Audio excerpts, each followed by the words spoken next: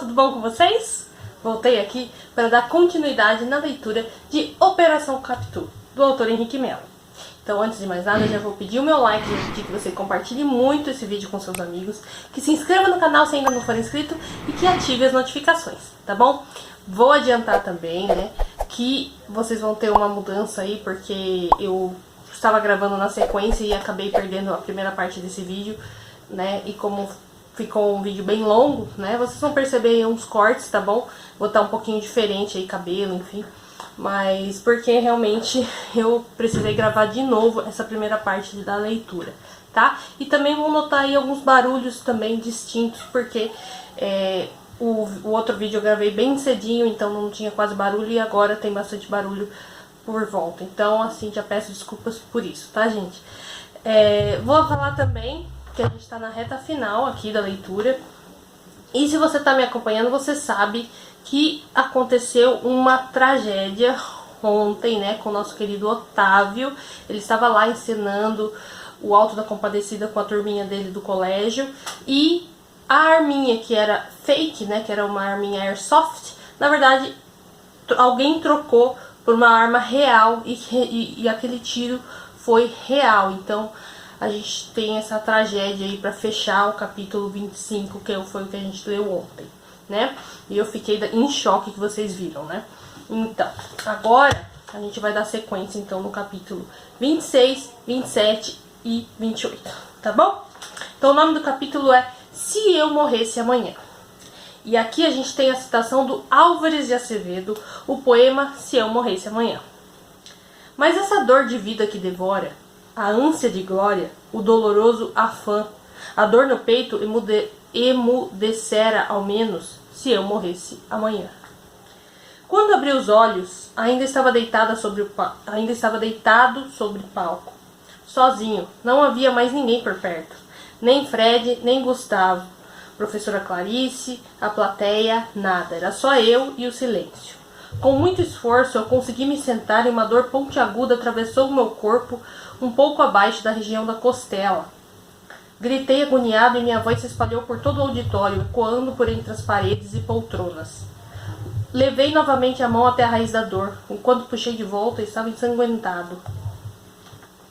Eu resfolegava em meio a uma vertigem incômoda e enfrentei aquela sensação torturante emanada da região onde a bala me acertou para conseguir ficar de pé. Experimentei alguns passos enfraquecidos e o sangue gotejou pela madeira do piso do palco. Eu estava vazando até a morte. Tavinho? Ouvi uma doce voz de mulher me chamar pelo auditório, produzindo um eco sobre-humano que se espalhava até o som morrer suavemente. Quem é? Perguntei com muito medo. Tavinho? A voz voltou a me chamar docemente. Levantei os olhos e busquei a origem daquele som que definitivamente não parecia real. Falando bem a verdade, não parecia nem humano. E só então percebi que as cortinas do palco estavam fechadas, a iluminação naquela região era escassa, para não dizer inexistente. Afastei o pesado tecido vermelho com a mão direita e a forte luz dos refletores quase me cegou.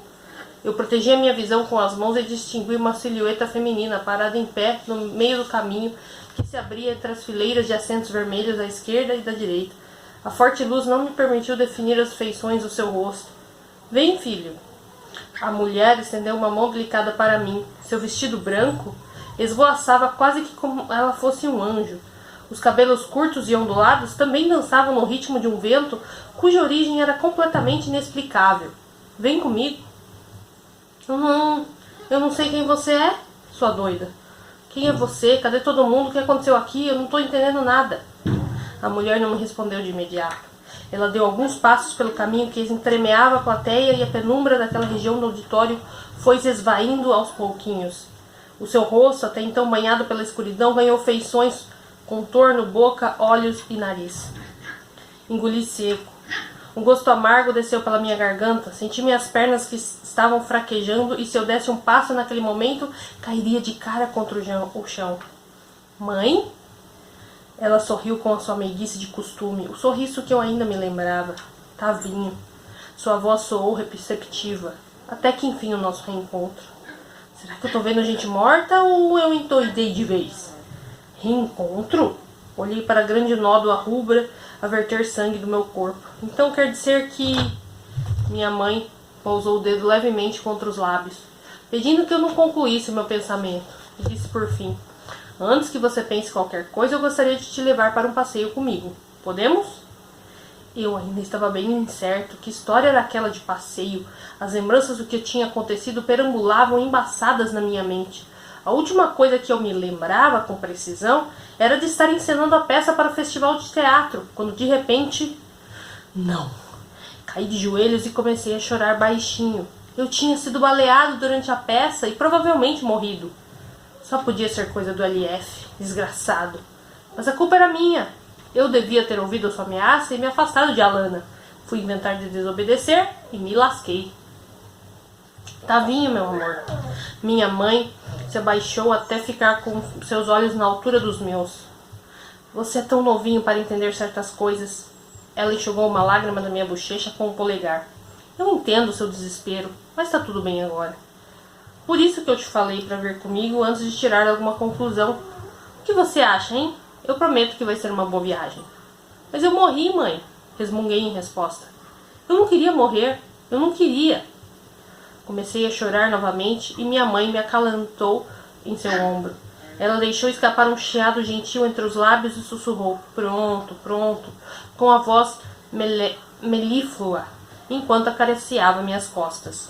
Tá tudo bem, ela se desvencilhou gentilmente.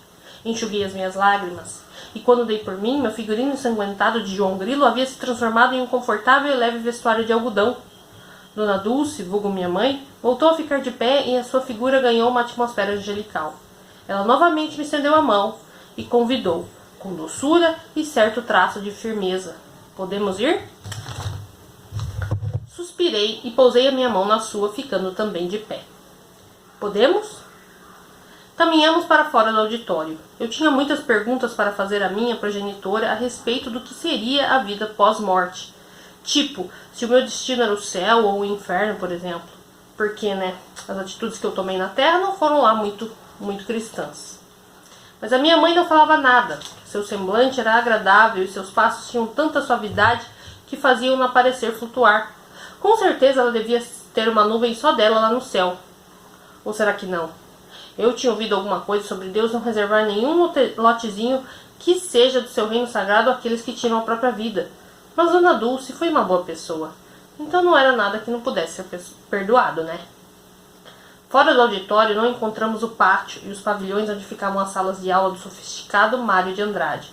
Minha mãe me levou a um lugar bastante familiar e que não era localizado em São Paulo. Tratava-se do Cemitério da Saudade, que ficava no Jardim Swift, bairro campineiro onde eu morava.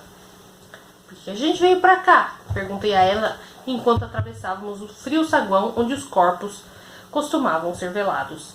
E sem me responder, minha mãe apenas me conduziu em seu passo flutuante até uma das salas onde acontecia o velório. Entramos e o clima fúnebre era esmagador. Muitas pessoas choravam e consolavam umas às outras em torno do caixão. Reconheci muitos dos presentes. Eram alunos do Santa Virgínia, entre inadequados, condolentes, e MDV e MDF, curiosos, parentes inconsoláveis. E deitado no caixão com a tez pálida, pálpebras arroxeadas a cobrir meus olhos e lábios descoloridos estava eu. Usava um smoking preto com lírio na lapela. Poderia até dizer que tinham caprichado no meu visual para a ocasião se não tivessem cortado a minha franja.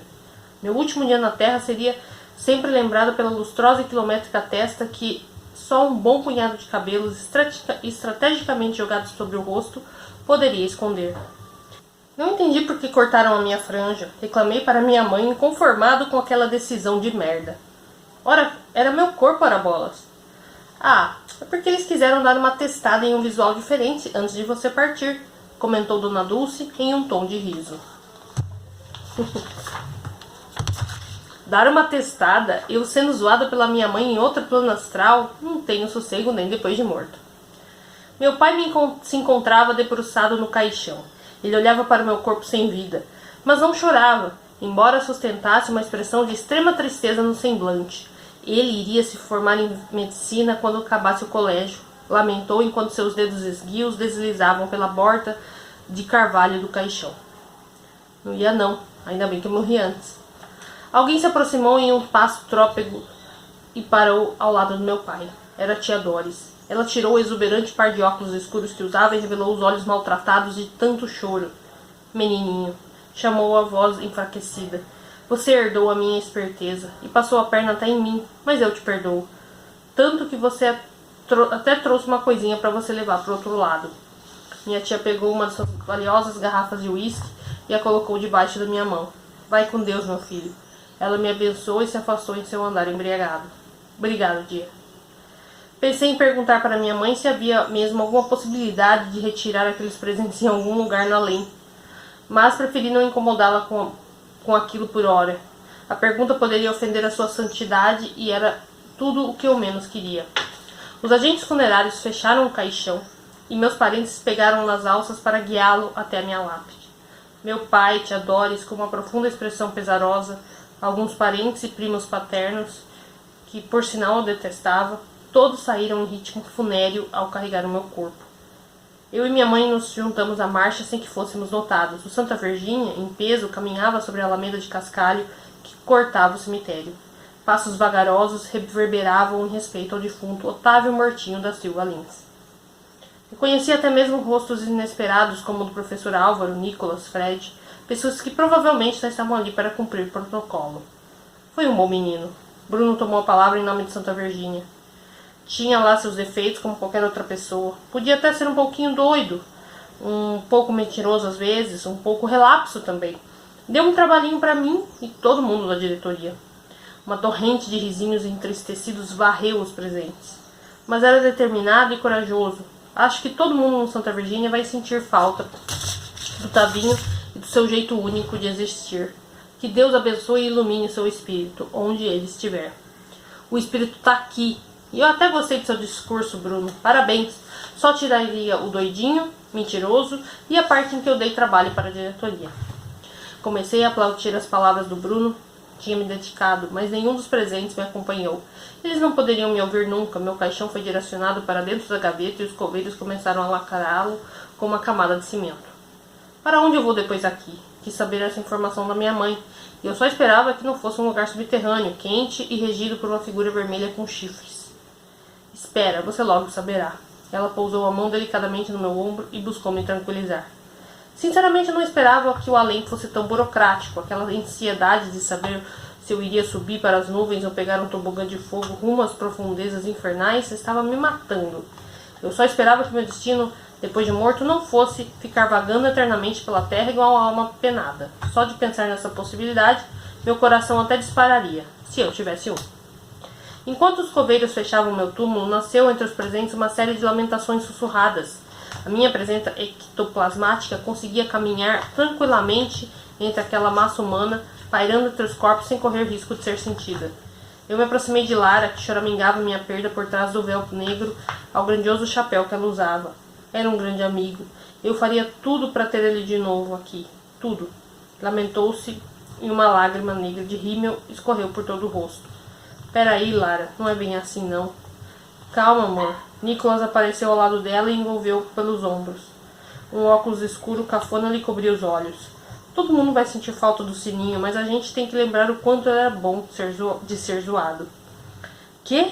O que o escroto mor tá falando? E por que ele tá chamando a Lara de amor em público? E a Sofia?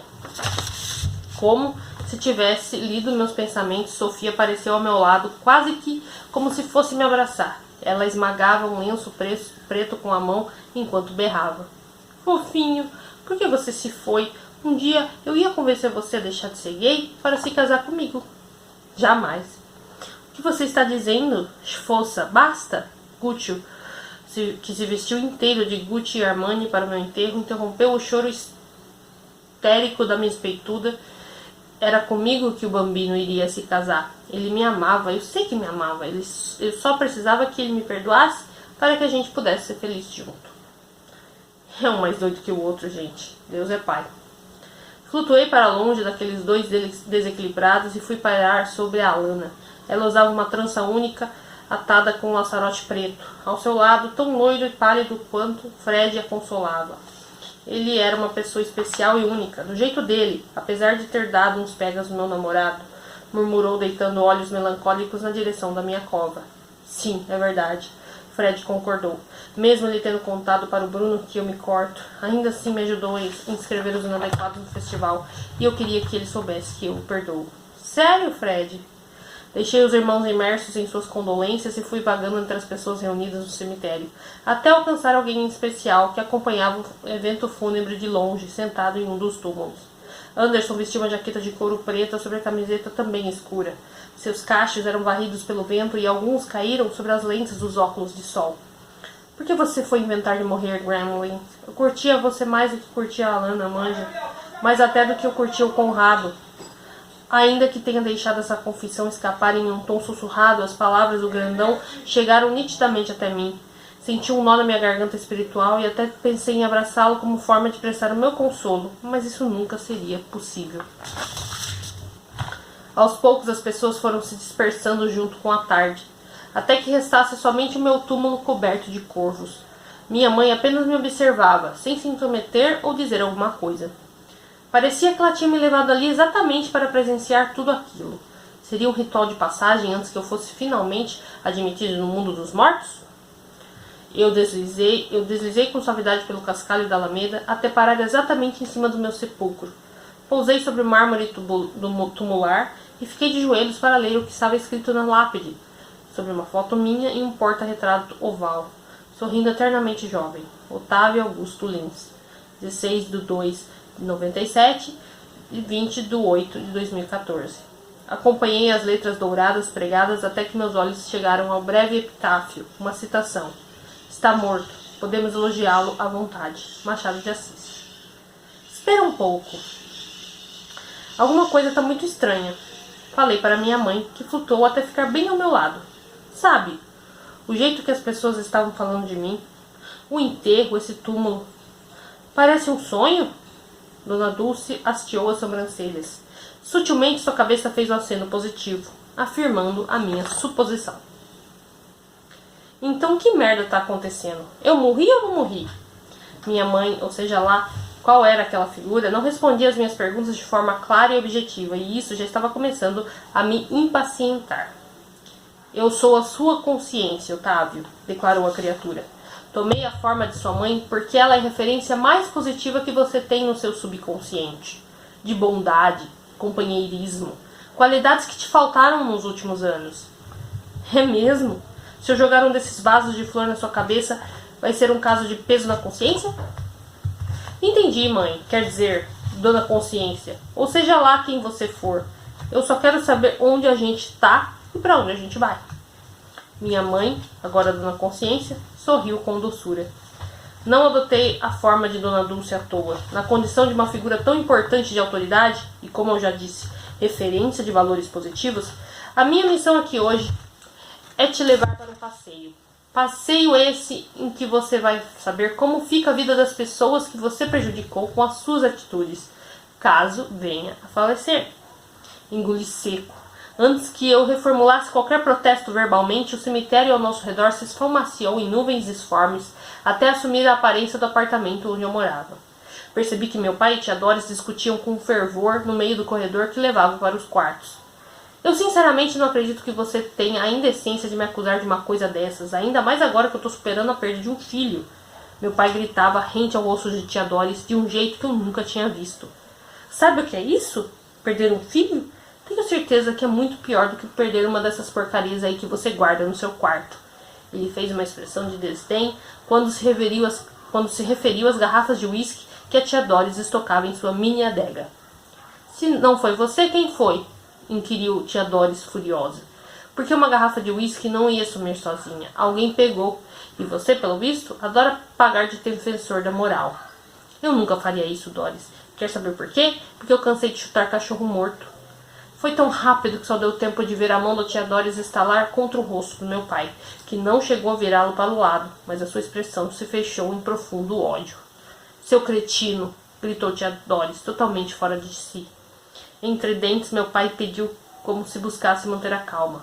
Eu quero você fora da minha casa, fora da minha vista, fora da minha vida. Você foi uma péssima referência para o Otávio e eu nem tive a oportunidade de mudar isso porque agora ele morreu. Meu pai completou a frase com dificuldade e levou a costa da mão direto à boca, buscando conter a emoção. Ele correu para o quarto de tia Doris, também caiu um choro copioso.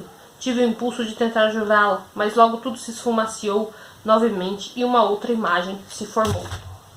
Era tia Doris andando por baixo de um viaduto. Suas roupas, antes tão sofisticadas e de bom gosto, estavam gastas e sujas, seus cabelos desalinhados, e o sorriso, sua marca registrada, começava a se deteriorar.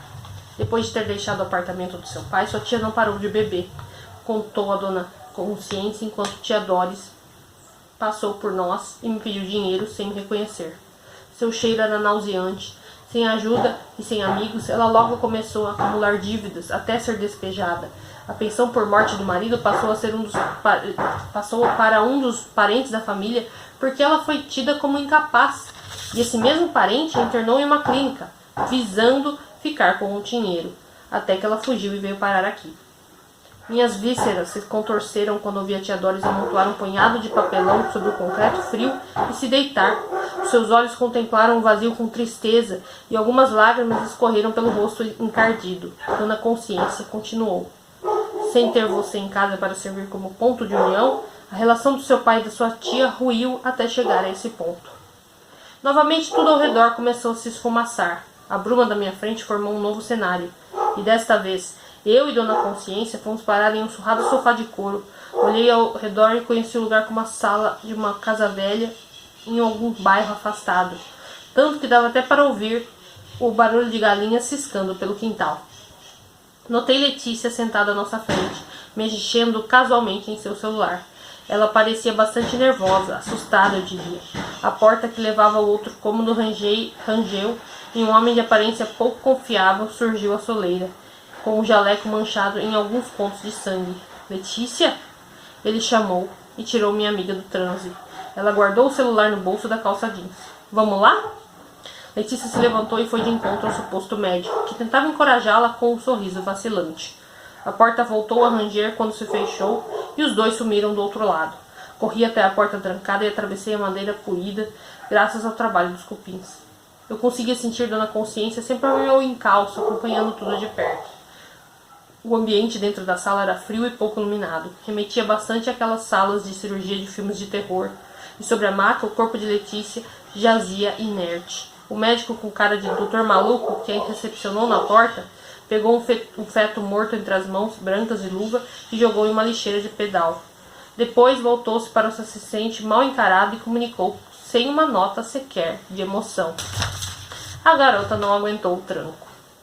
A nossa sorte é que ela pagou adiantado, senão a gente ia ter um presunto para desovar e o serviço nem estaria pago. E agora o que a gente faz? Perguntou-lhe o assistente. Vamos ter que queimar o arquivo, até não sobrar nada. Isso não é real, Otávio, é só uma projeção. Fica calmo. Eu tentei me confortar diante do desespero que aquela cena inspirava. Letícia optou pelo aborto por ter medo da reação dos pais e também por não querer contar sobre a gravidez para o namorado, relatou Dona Consciência. O problema é que a LF descobriu suas intenções e resolveu se vingar dela por ter hackeado o celular da Lana e contado para você sobre o encontro durante o festival. Se eu não tivesse pedido para ela... Na verdade, tudo começou quando você a obrigou a hackear o sistema do colégio para fraudar a inscrição no festival. E foi nessa ocasião que a LF descobriu sobre a habilidade da Letícia e resolveu chantageá-la, assim como você fez, para conseguir o que queria. Então eu e o LF éramos iguais, no fim das contas. Encarei Letícia sobre a maca e seu corpo frio começou a se transformar em uma densa explosão de fumaça, que dançou no ar até se solidificar em um novo ambiente. Eu e Dona Consciência pousamos na diretoria do Colégio Santa Virgínia. Detrás da mesa de mogno, o professor Álvaro fumava um grande charuto com deleite. Ele se refestelou em uma poltrona caríssima de couro, substituta da antiga cadeira de espaldar, e colocou os 2 pés sobre a peça da mobília. Bruno, ele ligou no ramal da secretaria, traz o perturbado para mim. Não quero esse menino no meu colégio nem mais um minuto. Bateu o telefone no gancho e tornou a soltar vaporadas volumosas de fumaça. Pouco tempo depois, Bruno cruzou as portas duplas da diretoria, trazendo Fred consigo. O loirão parecia completamente desnorteado. Muito bem, meu caro. O professor Álvaro bateu as cinzas do charuto enquanto Fred se sentava em uma das cadeiras de espaldar por ali. Quer dizer então que você invadiu o sistema do colégio para forjar a inscrição daquele maldito festival de teatro? Você nega? Fred não respondeu e ficou tremendo e olhando para o nada. Você nega? O professor berrou e Fred começou a chorar. É muita pressão sobre ele, professor. Bruno se intrometeu. Eu não vou conseguir guardar esse segredo. Ele se ajoelhou ao lado de Fred e puxou a manga de sua jaqueta para cima. Olha só o que ele faz. O Fred não está bem, ele precisa de ajuda. Os olhos sexagenários do professor Álvaro avaliaram os profundos arranhões rosados que cobriram todo o braço do Fred. Então ele deixou escapar um risinho. É perturbado mesmo. Eu quero só ver o que a mãe desse menino vai dizer quando souber disso. A fumaça do charuto do professor Álvaro começou a tomar toda a sala da diretoria, que se transformou na casa dos Maciel, no bairro de Taquaral. Eu quero falar com meu pai, mãe. Ele vai me escutar. Fred gritava enquanto era arrastado pelas escadas do casarão por 2 enfermeiros. Você não pode fazer isso comigo sem falar com ele. Não pode. É pro seu bem, Fred. Você vai ficar bem. Dona Lana, a mãe dos Maciel, tentou tranquilizá-lo enquanto ele se debatia nos braços dos 2 enfermeiros. Não, mãe. Não faz isso comigo, por favor. Deixa eu falar com meu pai. Eu quero falar com meu pai. Fred gritou de forma aguda quando foi espetado por uma seringa anestésica. Seu rosto se avermelhou de dor e ele foi imobilizado em uma maca de rodinhas que estava no jardim de entrada da casa. Dona Lana observou a cena da varanda, horrorizada. Ao seu lado, a Lana apareceu e compartilhou do mesmo sentimento. Ambas não pareciam acreditar no que viam. Com os pés e mãos amarrados à maca, Fred ainda se estrebuchou um pouco, até que seu corpo começou a resistir. Os conduziram em direção à ambulância. Antes que ele fosse levado de vez para dentro do furgão, sua cabeça dourada se virou para meu lado. Seus olhos azuis vagueavam, dado o torpor, e um fio de baba escorreu de seus lábios delicados, enquanto ele balbuciou entre um riso fraco. Foi você. E apagou de vez. Acompanhei com o olhar a ambulância da clínica que deixava a rua discretamente. Dona Consciência então me explicou. Com a sua morte no festival, o Colégio Santa Virgínia foi desclassificado e sofreu um processo por parte da equipe organizadora. Muitos pais cancelaram as matrículas dos seus filhos e as irmãs Graça, Pureza e Inocência não puderam pagar a dívida que tinham com o professor Álvaro, que se tornou o dono da instituição. E ele, por sua vez, começou a perseguir alunos como Fred, que não aguentou a pressão e sua fragilidade emocional acabou caindo no conhecimento da família.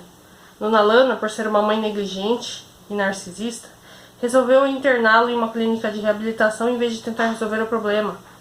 Mas ela nunca comunicou isso ao pai dele. Mentiu, inventou que ele estava em um intercâmbio para fora e chegou a forjar fotos dele para postar no Instagram. Eu não sei se eu aguento mais isso, choraminguei. Eu nunca pensei que pudesse fazer tanto mal a essas pessoas. Claro, porque você só pensou em si mesmo, rebateu a Dona Consciência, e flutuamos novamente na onda da neblina que nos transportou aos corredores do Colégio Santa Virgínia. Pousamos levemente sobre o piso antigo de cerâmica, e à nossa frente, LF seguia em passos gingados, com as mãos nos bolsos da jaqueta vermelha. Ele assobiava a melodia do Singing in the Rain, andando tranquilamente como se aquele fosse um passeio na praça. LF não olhava para trás em nenhum momento. Flutuei até que pudesse ficar frente a frente com o infeliz. Mas o que eu vi me deixou sem reação. Ele estava usando uma máscara que representava o próprio rosto de Satanás, com chifres pontiagudos, 2 olhos arregalados e presas salientes. E nesse momento eu notei que ele trazia na mão direita a mesma pistola que tinha dado cabo da minha vida durante a representação de O Alto da Compadecida. Ele saiu do corredor e desceu a escada que levava ao pátio. Um aluno do fundamental que atravessava correndo para se esconder foi baleado por LF pelas costas. Ele caiu no chão, convulsionando até falecer de vez. O shorts tactel do uniforme estava manchado de urina, de medo. LF atravessou o refeitório, ainda em seu passinho assobiado. Pelo visto ele já tinha passado por ali e só estava checando o serviço. Vários alunos jaziam no chão, com manchas de sangue atravessando a malha do uniforme. Identifiquei Milena caída próxima a uma das mesas. Sofia também baleada na altura do peito. Gustavo, Marcos e outros inadequados. As irmãs diretoras, o desgraçado do Lúcio Fernando passeava tranquilamente entre as vítimas de sua chacina. Ele caminhou em direção à quadra e se deteve a um corpo caído próximo às arquibancadas. Era Alana. O blusão vermelho típico das meninas do vôlei estava aberto e revelou seu abdômen com um círculo vermelho vivo a se espalhar pela malha azul do uniforme. LF se ajoelhou ao lado do corpo e acariciou o rosto de Alana com o dedo escondido pela luva vermelha. Meu amor, sussurrou em voz demoníaca e voltou a ficar de pé. Eu e Dona Consciência seguimos LF até que ele alcançou o depósito ao lado da quadra, onde ficavam guardadas as bolas, redes de vôlei, raquetes e demais itens esportivos. Ele experimentou a maçaneta, mas ela estava trancada. Então deu alguns passos para trás e arrombou o trinco, fazendo a porta se chocar em um forte baque contra a parede. LF entrou no depósito seguido por mim e Dona Consciência.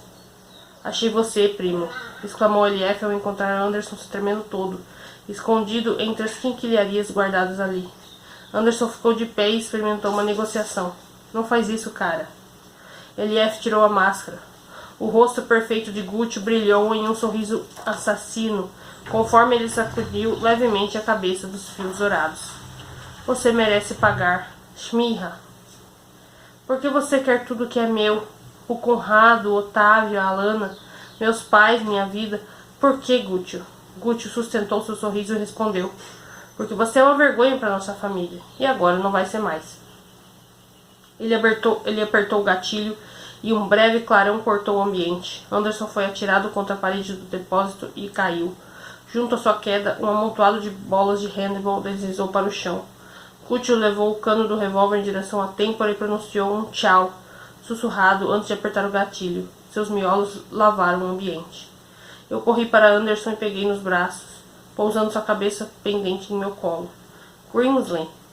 Ele sorriu com a boca cheia de sangue. Anderson, então o Gucci era o LF?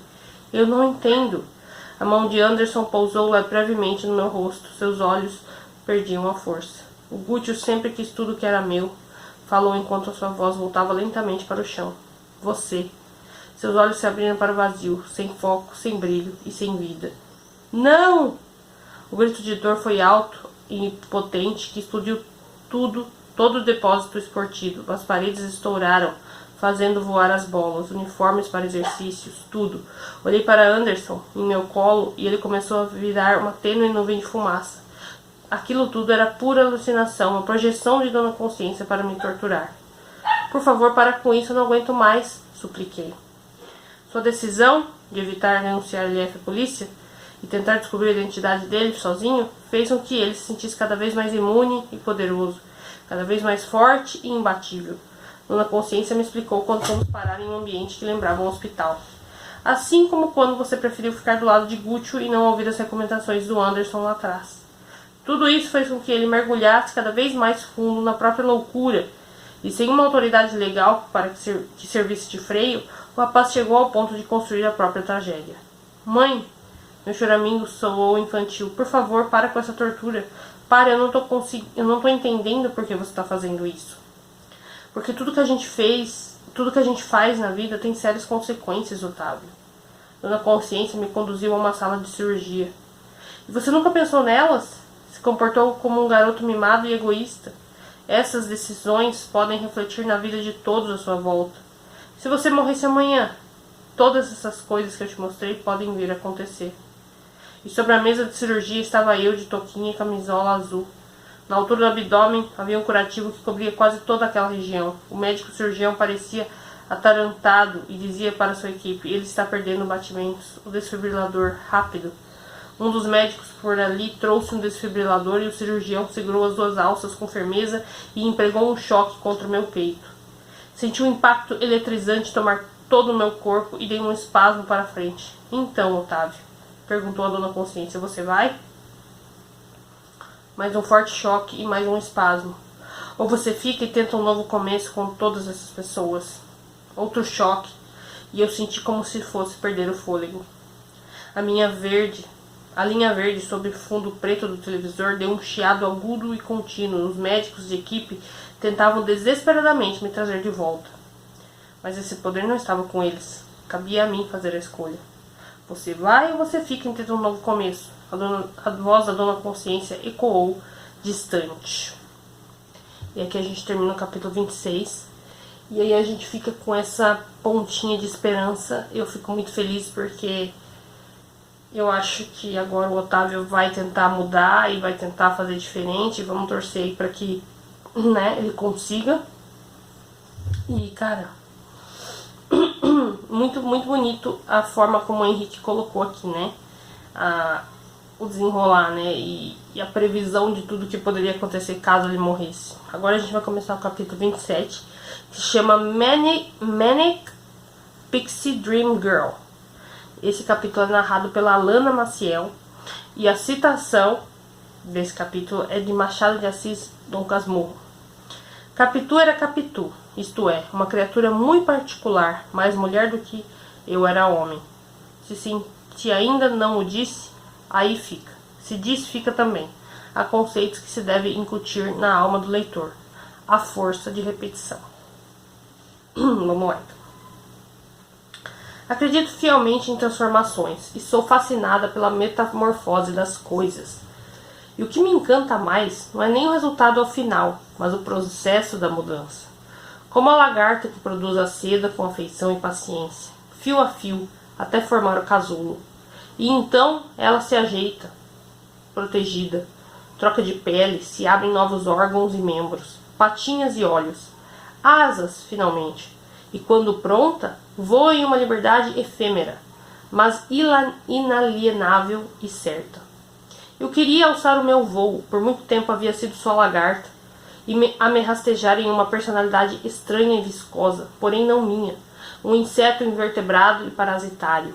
Mas quando eu vesti o figurino para a peça de O Alto da Compadecida, o suntuoso manto azul e branco da Virgem Santíssima dos Católicos, eu me senti pronta para planar em direção ao meu real destino. Quem é você, Alana? Eu perguntei ao meu reflexo quando abri os olhos frente a Nossa Senhora que me encarava do outro lado. Não sou freira, nem sou puta. Sorri ao me lembrar dos versos da música da Rita Lee que dava nome à minha playlist no Spotify. Balancei os braços e o tecido do manto chacoalhou. Eu iria voar finalmente. Eu iria voar. Tá se divertindo com esse figurino, hein? Otávio apareceu atrás de mim no reflexo do espelho. Ele estava uma fofura todo de João Grilo, com um chapéu de couro sintético, típico do sertão, pendurado no pescoço e caído nas costas. Eu desconfio até que a roupa da santa sumir depois do festival.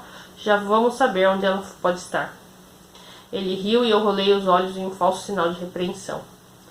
É que parecem asas, eu disse e voltei a movimentar os meus braços rapidamente e interrompi o gesto por fim e me virei para encarar Otávio. Como tá essa ansiedade? Afinal, você é a nossa estrela e a nossa aposta também. Otávio puxou o lábio para a esquerda e entortou a cara com certo nervosismo. Confessou, por fim.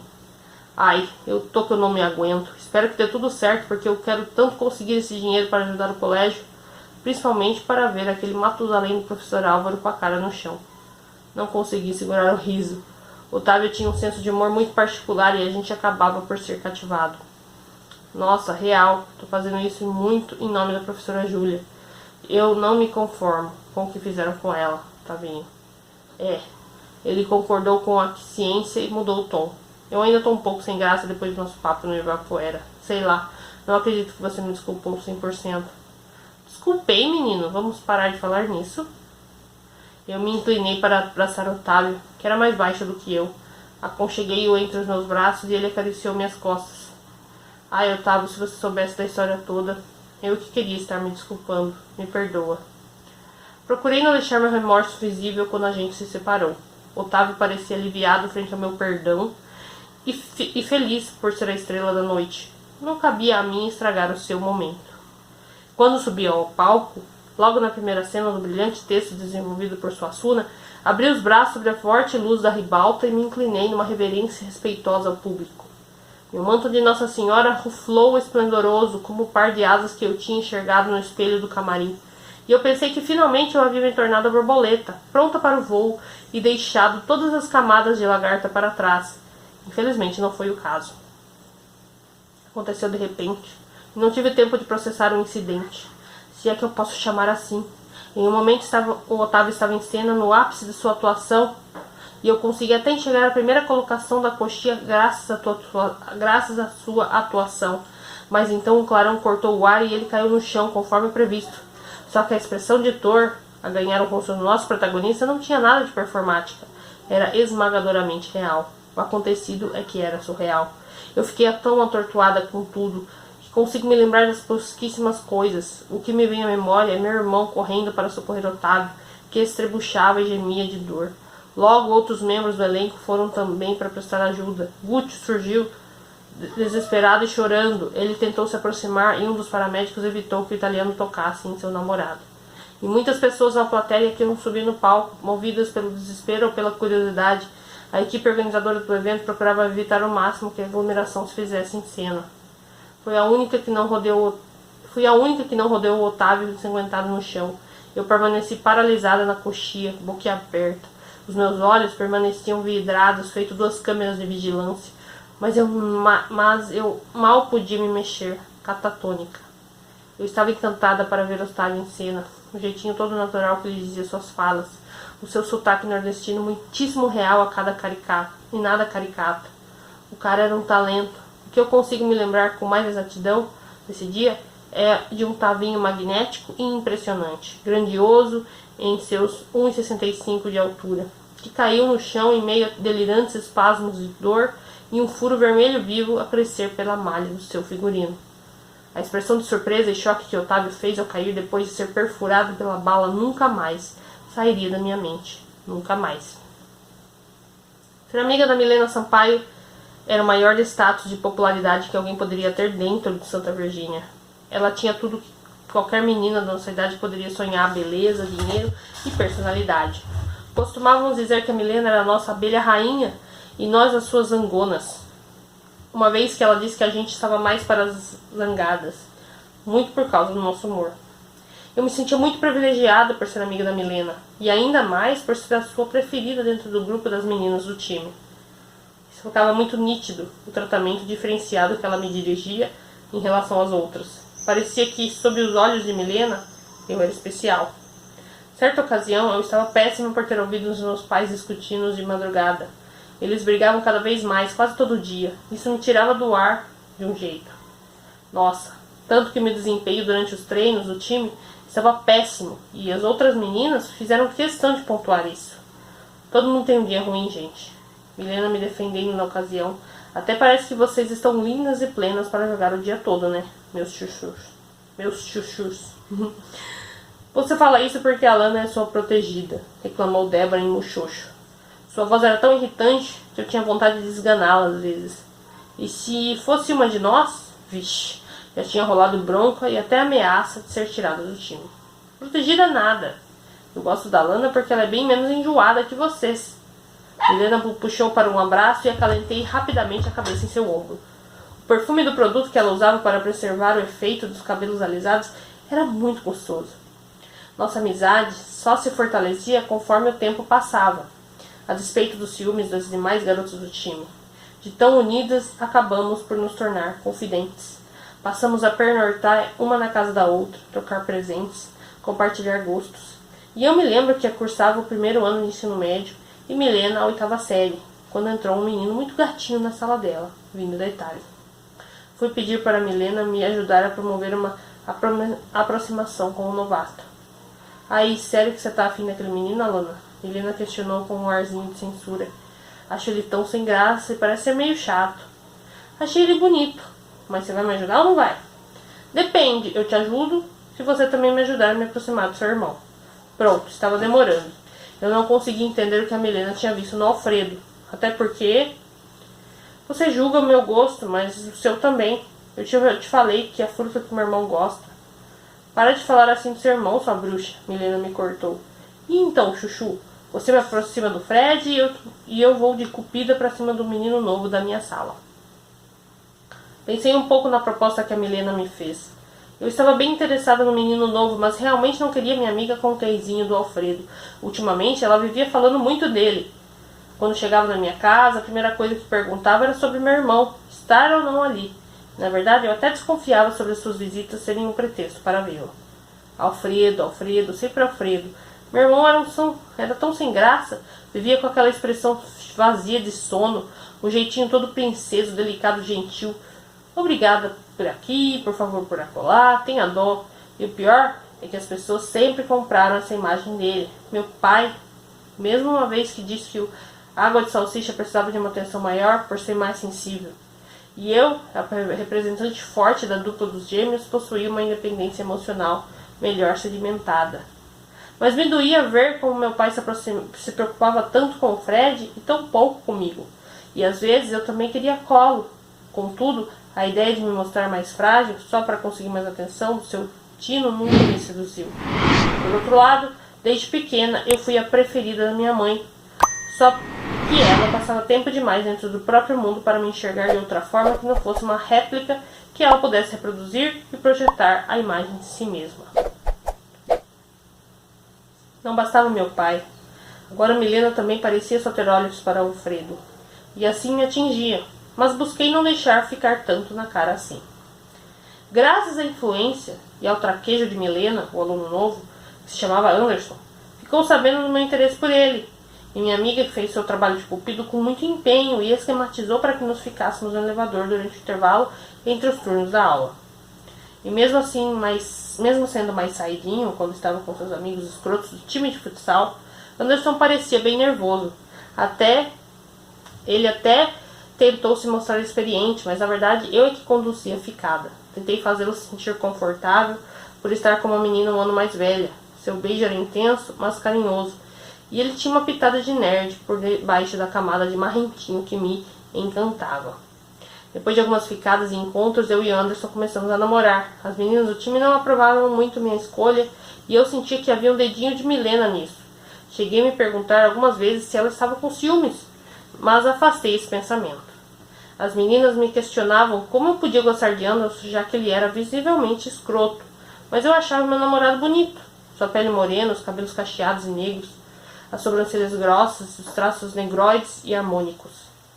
Além, é claro, de que Anderson custava ser duas pessoas. Uma quando estava com seus amigos, geralmente nessas horas ele deixava à mostra traços de personalidade que eu desaprovava, e outra totalmente diferente nos nossos momentos a sós. E era desse Anderson que eu gostava, fofo, carinhoso e sonhador. A gente costumava partilhar o mesmo gosto por videogame e por comida japonesa. Anderson sempre me contava de forma empolgada sobre sua paixão pela fotografia e o seu desejo de fazer essa arte muito mais que um hobby. Eu ouvia tudo, fascinada por como ele poderia esconder um lado muito mais humano e interessante sobre a casca de bad boy. E eu estava verdadeiramente envolvida, até o dia em que, após uma maratona de Street Fighter, nós acabamos por mergulhar em beijos intermináveis que levaram o namoro para um conhecido próximo nível. E eu sabia que uma hora ou outra isso iria acontecer. Eu só não achava que me sentiria tão estranha e confusa. O fato de ter um pênis entrando e saindo dentro de mim não conseguiu me dar prazer. Senti um desconforto muito grande. Para não chatear o Anderson, tentei simular o máximo possível o quanto o ato em si estava me levando ao delírio. Foi então que muitas questões começaram a surgir para mim. Eu era sexuada, lésbica, tantas dúvidas. Tentei desabafar com Milena, que era uma das poucas meninas do grupo que já tinha transado. Relatei com relação de detalhes a despeito da minha experiência a sós com o Anderson. Contei sobre a dificuldade que tive em sentir prazer durante o ato. Milena me ouviu com atenção e calma, e sem fazer nenhuma intromissão enquanto eu falava. E quando acabei, ela pegou a minha mão, procurou meus olhos para me aconselhar. Gata, será que você gosta mesmo do Anderson? Porque, o problema pode não ser exatamente você, mas sim com o boy que você escolheu.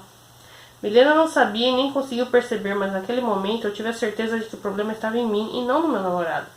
O toque dos seus dedos entre os meus trouxe à superfície sentimentos que eu estava tentando deixar guardados sobre a pele da patricinha hétero. E dali pra frente eu não conseguia mais mantê-los guardados. Foi questão de tempo. Eu posso me lembrar do dia até hoje. Era meu aniversário.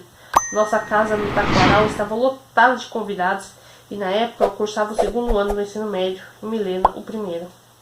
Como eu disse, o Anderson ficava insuportável na companhia do seu bando.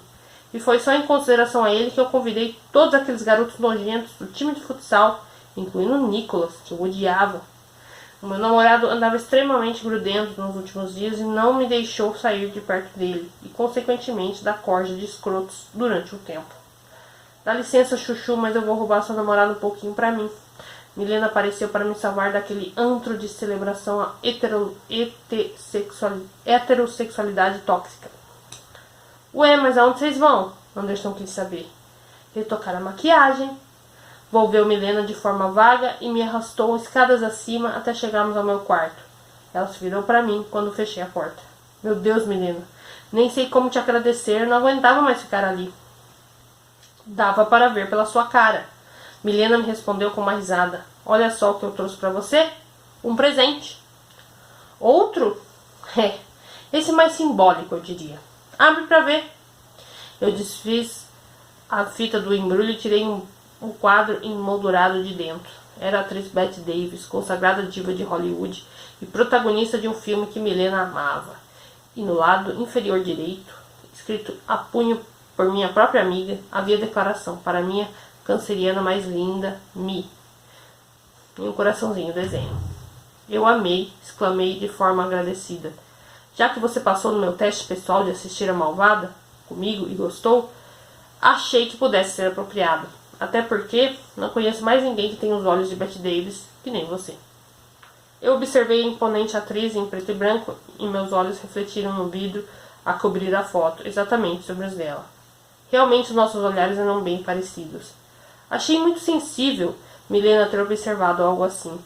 E foi o que me encorajou a tomar a atitude que tomei logo em seguida. Mi, deixei o retrato sobre a cama e fui até ela. Os nossos rostos ficaram bem rentes um ao outro. Eu gosto muito de você. Pousei minha mão sobre o ombro da minha amiga e fui dedilhando carinhosamente até alcançar o contorno de seu rosto. Ela deixou escapar um sorriso nervoso e declarou: Também gosto, Chuchu. A gente é bem amiga, né? Melhores amigas. Eu acho que... Nossa, nem sei como dizer isso. Mas eu acho que eu gosto de você mais do que como amiga.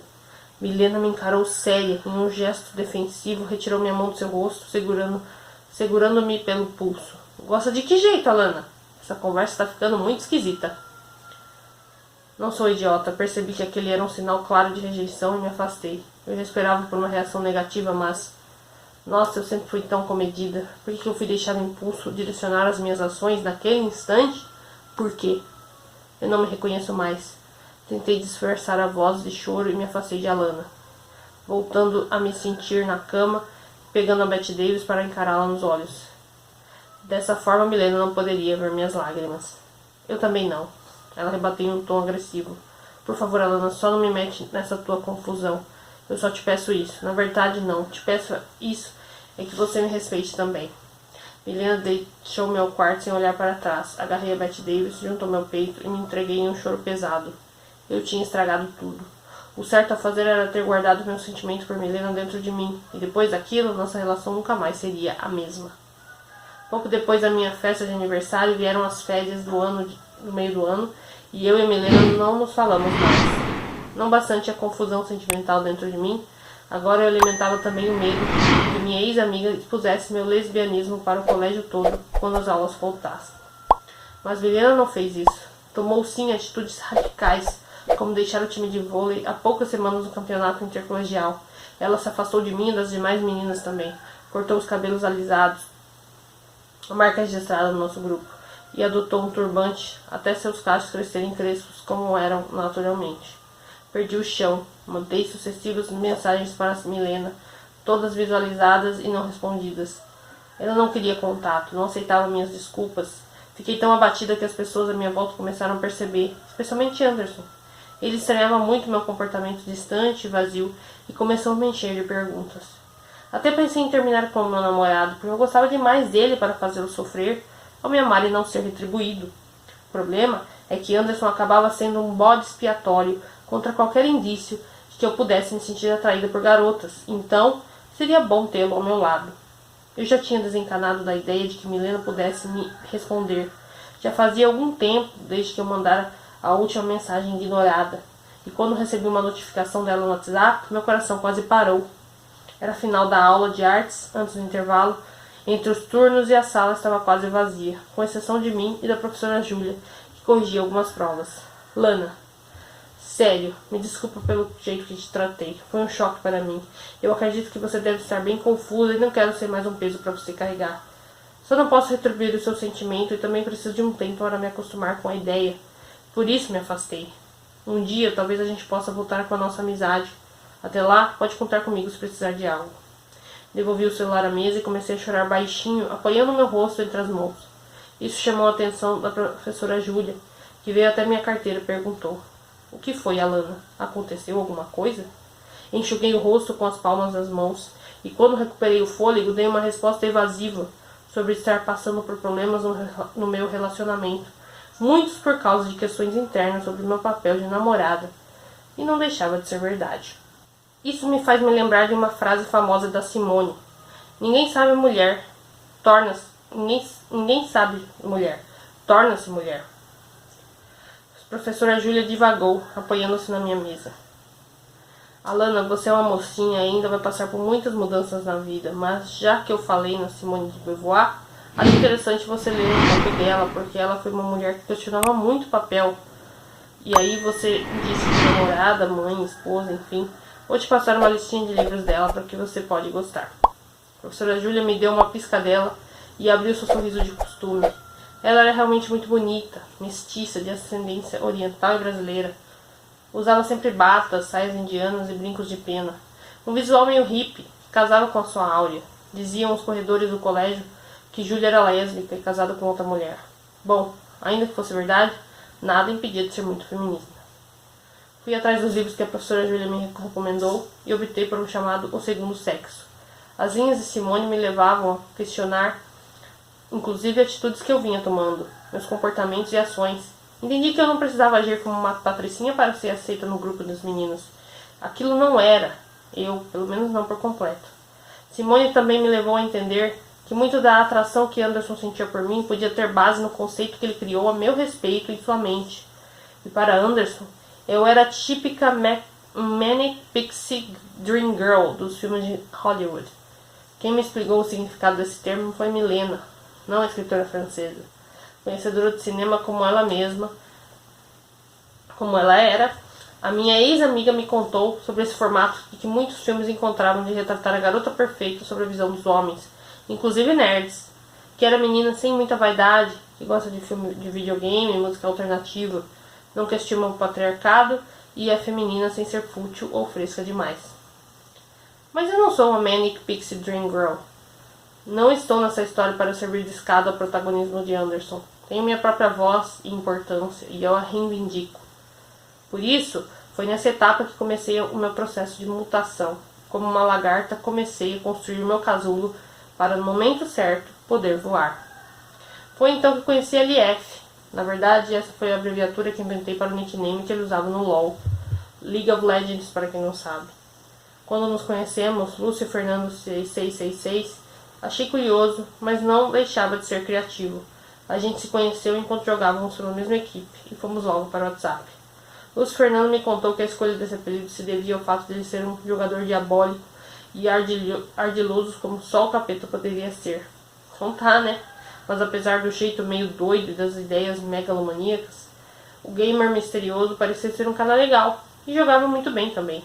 Formava uma boa dupla com a minha Capitu for Battle, nome que eu escolhi na época em homenagem à transgressora personagem do Machado de Assis. E nessas conversas foram evoluindo e se tornando mais frequentes e complexas com o passar dos dias.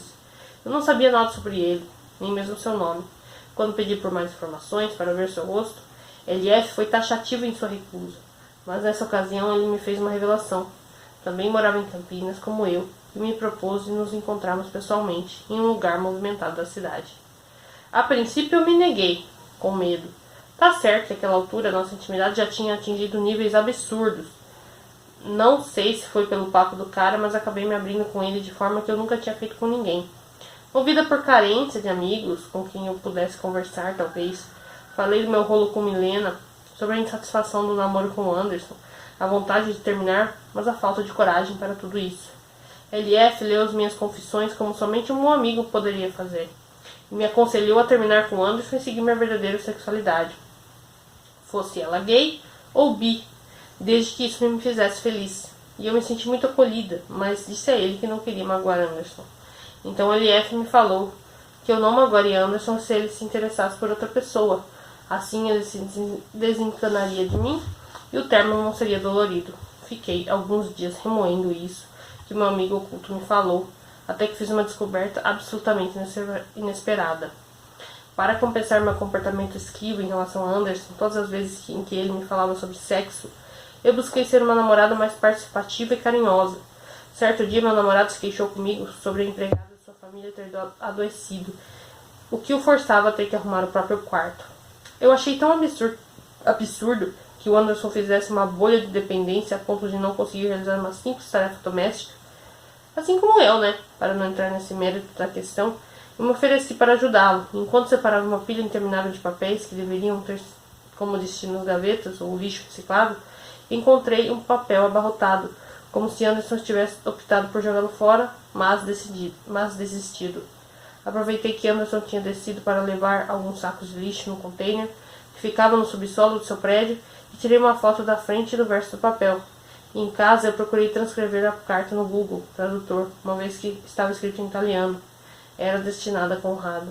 Eu conheci a história do amigo gay que Anderson tinha na Itália, e do qual me distanciou depois que esse se envolveu com seu primo e desafeto Guccio. O que eu não sabia era a revelação que Anderson fez naquelas palavras e desistiu de enviar ao amigo. Ele não disse claramente, mas deu a entender que estava confuso, que talvez pudesse ter agido por ciúmes de Guccio, mas não foi preciso mais do que isso para que eu matasse a charada. Levei a revelação a LF e ele sugeriu que eu poderia utilizar a bissexualidade de Anderson a meu favor no termo, desde que eu encontrasse alguém que pudesse ser o alvo desses sentimentos que meu namorado guardava em relação a Conrado. Confessei a LF que eu não conseguia pensar em ninguém que pudesse exercer tamanho poder a ponto de resignificar por completo a sexualidade de um machão igual a Anderson. E ele me disse que poderia me ajudar, mas para isso temos que nos encontrar pessoalmente. Assim seria muito mais fácil de que a gente confiasse um no outro. Percebi que seria idiotice enrolar mais ainda, e então marquei uma data para encontrá-lo. Optamos pelo centro de convivência, na região central de Campinas. E nesse dia haveria uma feirinha de artesanato no local, que acontecia todos os finais de semana. Então, o risco em si seria muito menor. No dia combinado, fui de Uber até o centro de convivência e mandei uma mensagem à LF. E assim que cheguei ao lugar movimentado, ele me respondeu que estava no alto de uma das arquibancadas que compunham a gigantesca arena de concreto no coração do lugar, cujo palco ao centro servia para apresentações a céu aberto. Fui até onde ele me indicou e subi degrau por degrau. O meu coração palpitava na medida em que eu me aproximava da figura forte e masculina de costas para mim, no alto da arquibancada, e quando o alcancei, LF se virou para mim e me tirou a touca da jaqueta vermelha. A mesma foto do seu avatar no WhatsApp. Meu Deus do céu, não pode ser! Exclamei surpresa e quase rolei todos aqueles degraus abaixo. Quando foi que aquele seu plano saiu do controle? Simples. Quando o próprio LF perdeu o controle. Era tudo tão fácil na minha cabeça desde que a gente se conheceu pessoalmente. A química que tínhamos por mensagem se quadruplicou. E eu tinha plena ciência de que estava errada em trair Anderson, mas não conseguia parar. LF tinha um magnetismo inexplicável. A solução era fazer com que Anderson transferisse para Otávio todo o amor que guardava por Conrado. Para isso, a nossa estratégia, por nossa, digo minha, do LF, seria utilizar a semelhança física entre o garoto baixinho do primeiro ano e o amigo que meu namorado deixou na Itália. Eu e LF passamos meses planejando cada passo daquele estratagema. Anderson já tinha me falado de Otávio, deixou claro sua insegurança que seus amigos no time de futsal descobrissem sobre ele e o menino, apelidado maldosamente de Sininho, irem para o colégio juntos de carona com sua irmã. Ou seja, eles já passavam uma boa parte na companhia do outro, só precisava de um empurrãozinho para que aqueles sentimentos evoluíssem. E quando Anderson me contou que seus pais iriam para um congresso em Campos do Jordão, no mesmo dia da festa de aniversário da Milena, eu enxerguei aí a oportunidade que precisava. Não de transar como meu namorado provavelmente planejava, mas de colocar o plano de LF em prática. Eu só não imaginava que seria traída por quem estava apaixonada. O plano seria embebedar Otávio até que ele ficasse caindo pelas tabelas, Eu daria um jeito de fazer com que Anderson o levasse para sua casa. Sei lá, tentaria usar o fato de que os pais dos dois serem amigos. Assim, quando ficassem a sós, a chama do interesse poderia surgir entre eles.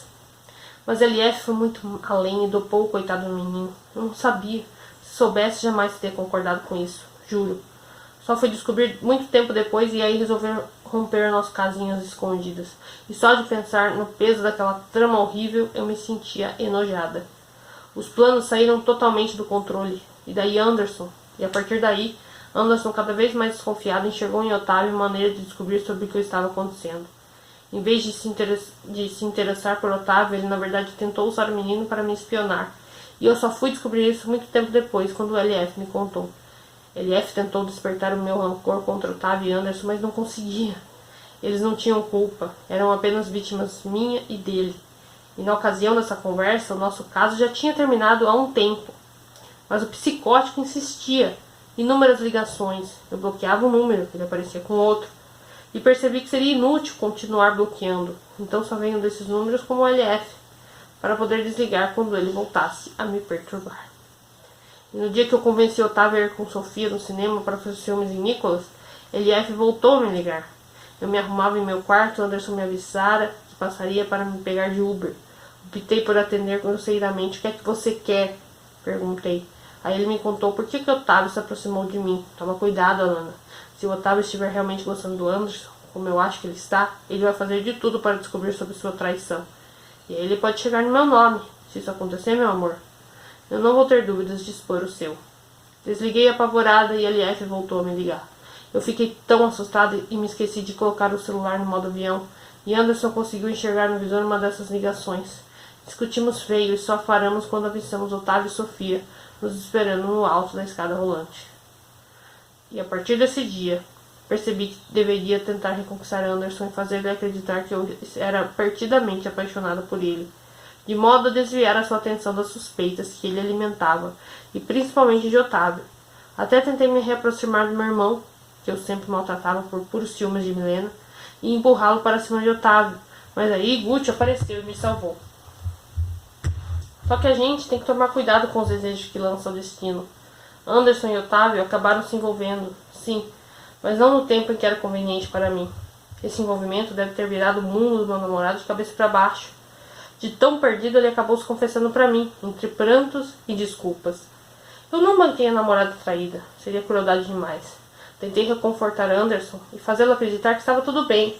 E se o objetivo era fazê-lo continuar gostando de mim e mantê-lo afastado da descoberta da minha sexualidade, aquele era um bom momento de mostrar uma pessoa amiga e desconstruída. Burrice. Eu deveria ter denunciado a LF para a polícia enquanto era tempo. Não coloquei freio em suas atitudes e Otávio estava pagando o preço, praticamente com a própria vida. Cortou e pintou os cabelos. LF comentou quando me encontrou na praça de alimentação do shopping. Não usava sua jaqueta vermelha e eu sabia o porquê. Apareceu em sua identidade normal. Gostei de você, morena. Ficou com um ar mais fatal. LF vestia preto, assim como eu.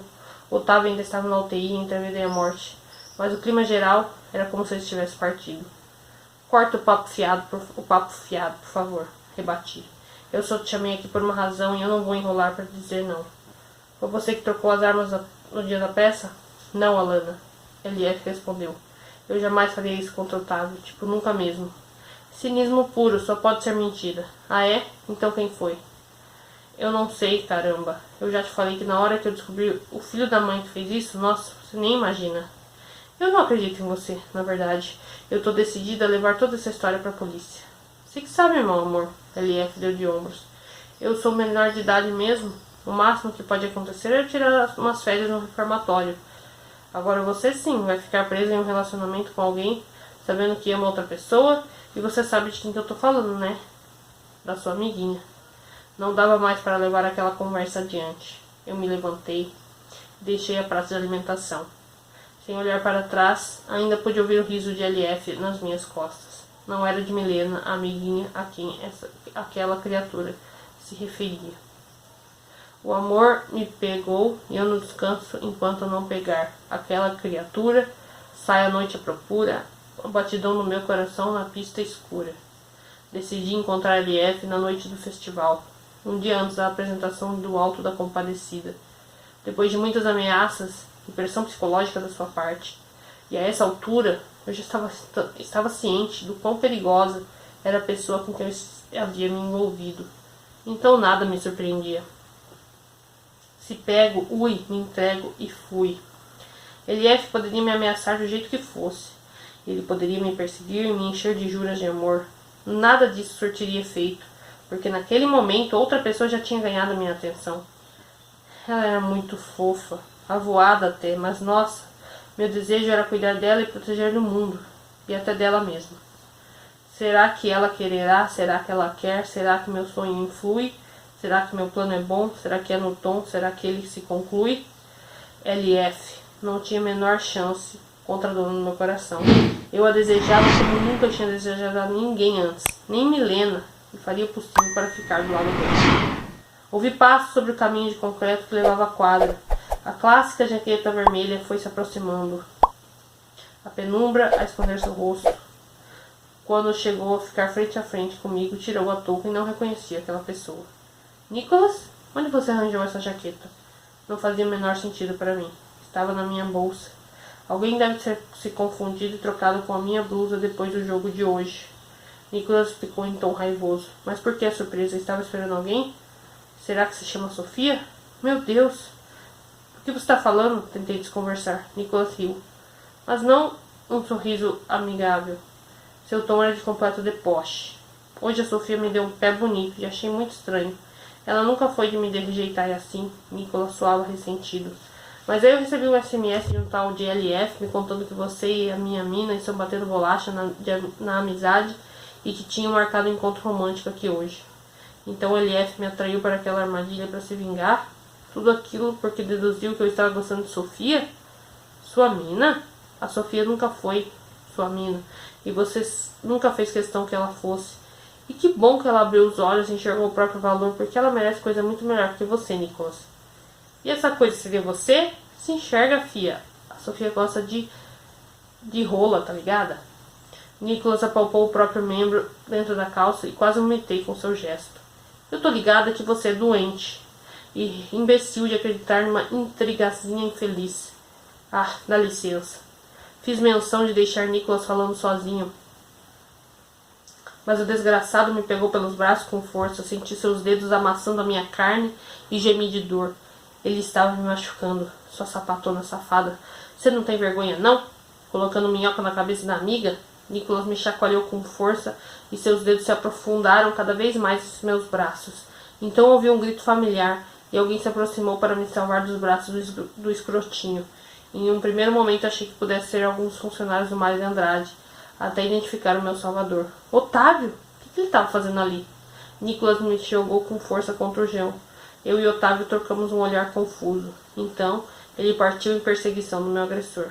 Com dificuldade pelo impacto da queda, eu fiquei de pé e segui até a sala onde os atletas do Santa Virgínia estavam dormindo. E eu nem sonhava que aquela noite seria só o início de um pesadelo.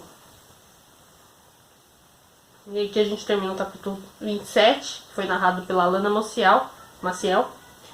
E aí a gente vai iniciar então o capítulo 28, que foi narrado pelo LF, tão misterioso. Quem que é LF, afinal, minha gente, por favor? O nome do capítulo se chama A Ópera do Diabo. E a citação aqui também é do Machado de Assis, também de Dom Casmurro, tá? Que é: Deus é o poeta, a música de Satanás, jovem maestra de muito futuro que aprendeu no conservatório do céu. Primeiro ato, o anjo caído. Prazer em conhecê-lo. Espero que tenha adivinhado meu nome. Mas o que está te intrigando é a natureza do meu jogo. Cresci em uma família evangélica liberal. Acho que dá para chamá-la assim, se levar em consideração a igreja a qual pertencemos. Não era dogmática ao extremo, não tinha regras de vestimenta. A única determinação aos seus fiéis é que amassem a Deus sobre todas as coisas e aos próximos como a si mesmo.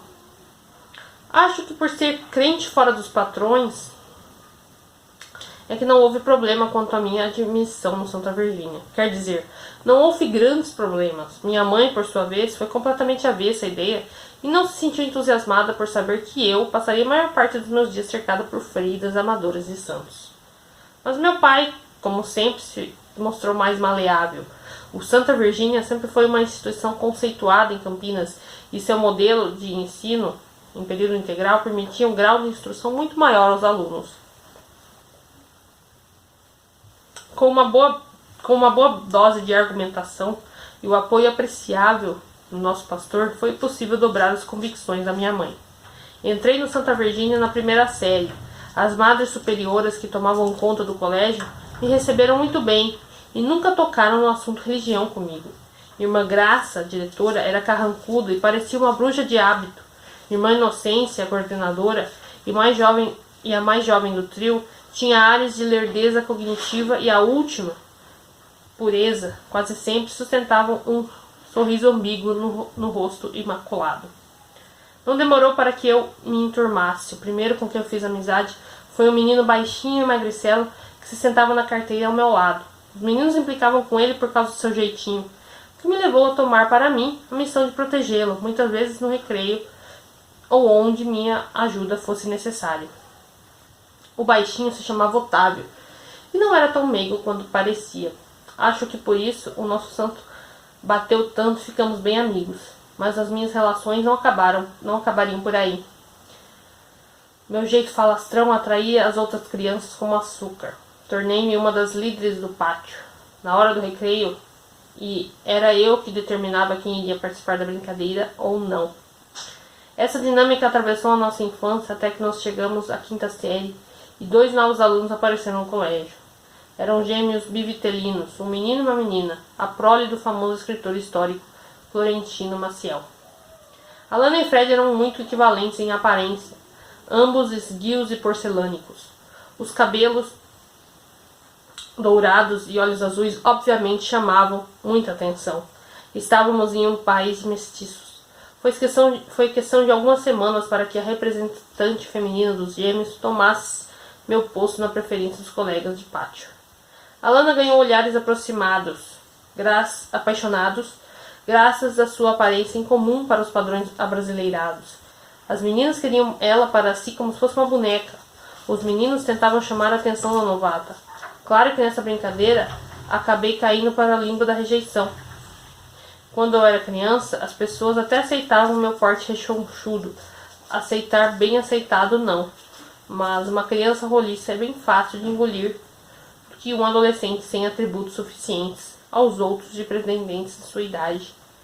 Aí sim, começam a cobrar que você emagreça, que cuide dos cabelos, adeque-se à beleza que impõe a você ou não seja ninguém. Eu queria entender o que a galera vê nessa menina nova. Reclamei uma vez para Otávio, o único dos meus amigos que não parecia se importar com o peso que eu adquiri ao longo dos anos. Otávio desviou a atenção de sua lancheira e pescou a imagem de Alana, sentada em uma mesa distante do refeitório. Ela estava com as meninas com quem eu costumava brincar sempre.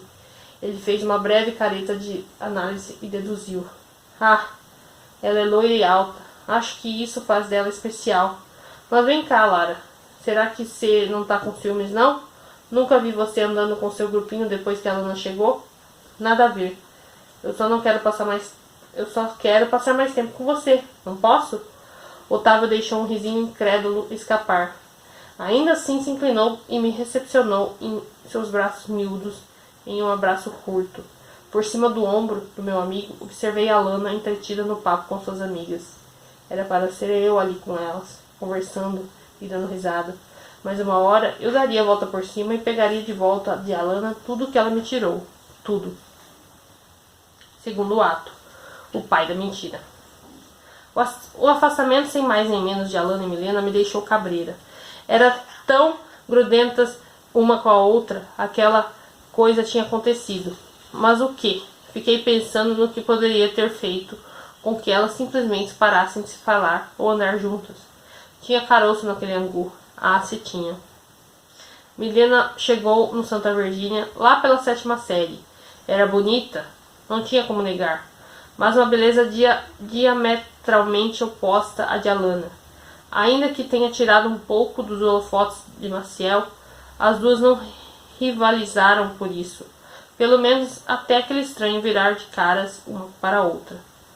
Se eu queria mesmo saber o que tinha rolado, o jeito seria me aproximar de Milena, por mais que eu achasse insuportável. A menina estava andando sozinha desde que deixara o clã das patricinhas do vôlei. Estava aí uma grande oportunidade. Eu fui me chegando de pouquinho ao redor de Milena, e certa vez a ouvi dizer para alguém que pretendia deixar seus cabelos crescerem crespos, como eram naturalmente. Então fui uma boa samaritana e ofereci a ela dicas de produtos para cuidar dos cachos. Milena admirou os meus fios anelados e se demonstrou interessada em meus truques capilares. Das dicas de produtos para cabelo, evoluímos para matérias das provas, e logo começamos a fazer trabalhos juntos. Milena foi se inserindo em meu grupinho e de Otávio, a princípio timidamente, para logo em seguida aceitar que era uma de nós. Conquistar a confiança de alguém exige trabalho e paciência.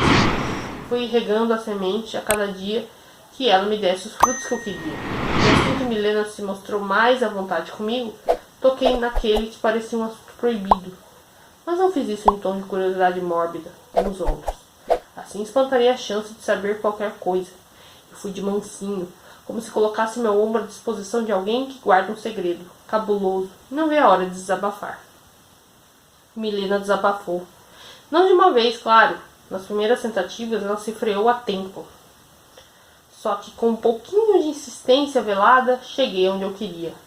Olha, morri aqui, gata. Ela me fez prometer antes de contar tudo sobre seu rolo com a Lana e o motivo que desfez aquela linda amizade no Instagram. Então a Lana era sapatão. Quem imaginaria? Justa a Barbie do colégio, toda feminina e delicada, e foi tentar a sorte justo com a amiguinha que claramente estava doida para dar por irmão viado dela. Eu ficava só imaginando como a galera do colégio não reagiria se soubesse da verdadeira natureza de Alana. Mas eles saberiam em breve, ou eu seria a mensageira deste apocalipse a abater o Santa Virgínia. Meu plano inicial era fazer com que a Alana se apaixonasse por uma garota virtual. Assim que a sapatona estivesse de quatro pela web namorada, eu a convenceria a marcar um encontro presencial. Aí eu só precisaria enviar os prints das conversas para o corno do Anderson e todo o colégio em mensagens anônimas. Convidaria essa galera toda a comparecer no dia e no local combinado. E quando a Lana chegasse lá, achando que iria colocar sua aranha dourada para brigar, acabaria sendo exposta para todo mundo. Como eu disse, isso era o que eu planejava no começo. Eu descobri por Milena que a Lana era viciada em LOL, então assistia vários tutoriais e criei um perfil no jogo. Eu sabia que era para chamar a atenção em meio a tantos outros jogadores e eu precisava ser criativa, e até mesmo ousada. Até quando pequenininha, a história de Lúcifer me fascinava muito. O anjo de luz, mais bonito e inteligente dos céus, expulso do paraíso por tentar ser maior que Deus. Eu ficava imaginando secretamente se a rebeldia de Lúcifer não se devia a um autoritarismo exagerado por parte do Criador. Nem todos estão dispostos a seguir as regras de um ditador celestial, a determinar o que é bondade e o que é pecado, misericórdia e salvação. Eu não estava. E naquela mesma época eu tinha parado para ler o Cérebro do Casmurro, um ano adiantada. Vá lá, porque na grade curricular a obra só constava como obrigatória alguns semestres depois. Mas eu gosto de estar à frente dos outros, assim consigo ter uma certa vantagem em relação a eles. E em determinado ponto da história, um dos personagens criados pelo bruxo expõe sua teoria de que a Terra nada mais é do que o palco de uma grandiosa e interminável ópera regida pelo próprio Satanás. E que todos nós somos partes dessa tragédia. Nossos dramas intermináveis, doenças e sofrimentos são obras do próprio inimigo, que se diverte e se delicia com o resultado de sua obra. Muito que bem. Eu teria minha própria ópera e iria regê-la com maestria. Criei o pseudônimo de Lúcio Fernando 666. Obviamente chamaria a atenção de Alana no meio de tantos jogadores, e não deu outra. Ela achou muito curiosa a minha escolha de nickname e veio me perguntar a razão dela. Eu tinha em mente que não deveria revelar a Alana logo de cara que era uma menina. Ela poderia estar bem incerta sobre a própria sexualidade e uma revelação dessas terminaria por assustá-la. Optei por manter o meu gênero anônimo em um primeiro momento, até que a intimidade fosse estabelecida. Meu plano teria sido perfeitamente executado caso eu não tivesse caído na minha própria armadilha. Terceiro ato. Simpatia pelo diabo. Eu não conhecia a Alana realmente até começarmos a conversar pelo perfil de Lúcio Fernando. Na minha cabeça, ela era alguém fútil, sem profundidade nenhuma. Mas foi nesse meu engano que a coisa mudou de cenário. Sabem como é? O diabo mora nos detalhes. Em minhas conversas com ela, encontrei uma menina perdida, assustada e sem muito ânimo para contornar os próprios problemas. A Alana já estava ferrada demais para que eu colocasse mais um problema em sua vida por puro ego ferido. Não sei dizer bem em que momento ela me cativou, mas aconteceu. E quando dei por mim, estava apaixonada por outra garota, justo aquela com que eu julgava odiar, e que eu jurei de quem me vingaria. Então, quer dizer que eu também era sapatão? Não, não poderia ser. O caso de Alana era diferente. Alana em si era diferente. Aquele interesse tinha surgido pelas circunstâncias e não porque eu tivesse alguma inclinação nesse sentido. Conforme as minhas conversas com Alana evoluíam, uma ansiedade de revelar a minha identidade para ela passou a me incomodar. O foda nisso tudo era o medo da reação que ela teria quando descobrisse que era eu a pessoa por trás de Lúcio Fernando. A vontade de Alana de terminar com Anderson, mas sua incapacidade e falta de coragem para fazê-lo surgiram como um bom gancho. E se eu a ajudasse a encontrar alguém que pudesse fazer o macho chato desencanar dela, o caminho estaria aberto. Além disso, só a ajuda poderia ser uma forma de conquistá-la. Meu Deus do céu, não pode ser. A incredulidade estampada no rosto de Alana fez com que ela empalidecesse ainda mais. Será que era possível? Voltei-me no concreto do alto da arquibancada do centro de convivência. Fiquei triste, a frente com a primeira pessoa com quem me tinha me apaixonado na vida. Que ironia. Surpresa? Dei um sorriso para quebrar o gelo. Ela devolveu outro, nervoso. Surpresa é pouco, Lara. Eu nunca imaginei que você pudesse ser o Lúcio Fernando. Até pensei em algumas meninas, mas você... Gente, que loucura. Pois é, eu quis te contar desde o começo, mas eu fiquei com medo, tipo, de você me rejeitar, sumir ou até sair espalhando pro pessoal da escola. Eu nunca faria isso. Ela foi taxativa. Até porque você sabe muita coisa de mim e agora eu de você. Apesar do tom de surpresa, não percebi de Alana algum sentimento de rejeição. Isso me aliviou e consegui conduzir a conversa de uma forma mais despojada. Passamos a tarde toda ali no alto da arquibancada, conversando e falando sobre as nossas vidas. Sobre como era diferente se sentir atraída por outra menina. De lá nos assistimos o sol alaranjar o céu enquanto se despedia, até dar luz à noite. De tantos momentos que já tinha vivido até então, esse foi um dos mais felizes. Quarto ato. Planos diabólicos. A felicidade é inspiradora por um lado e traiçoeira por outro. Ao mesmo tempo que ela faz a gente se sentir mais leve e entusiasmado, também pode nos cegar. Quando o inesperado aconteceu e a Alana começou a retomar meu interesse, achei que fosse explodir de tanta alegria. Mas a nossa lua de mel não durou tanto assim. E se foi a culpa minha? Pode ser. Não vou ser cuzona de achar que sou a completa vítima dessa história. Em defesa, posso dizer que nunca fui e nunca serei.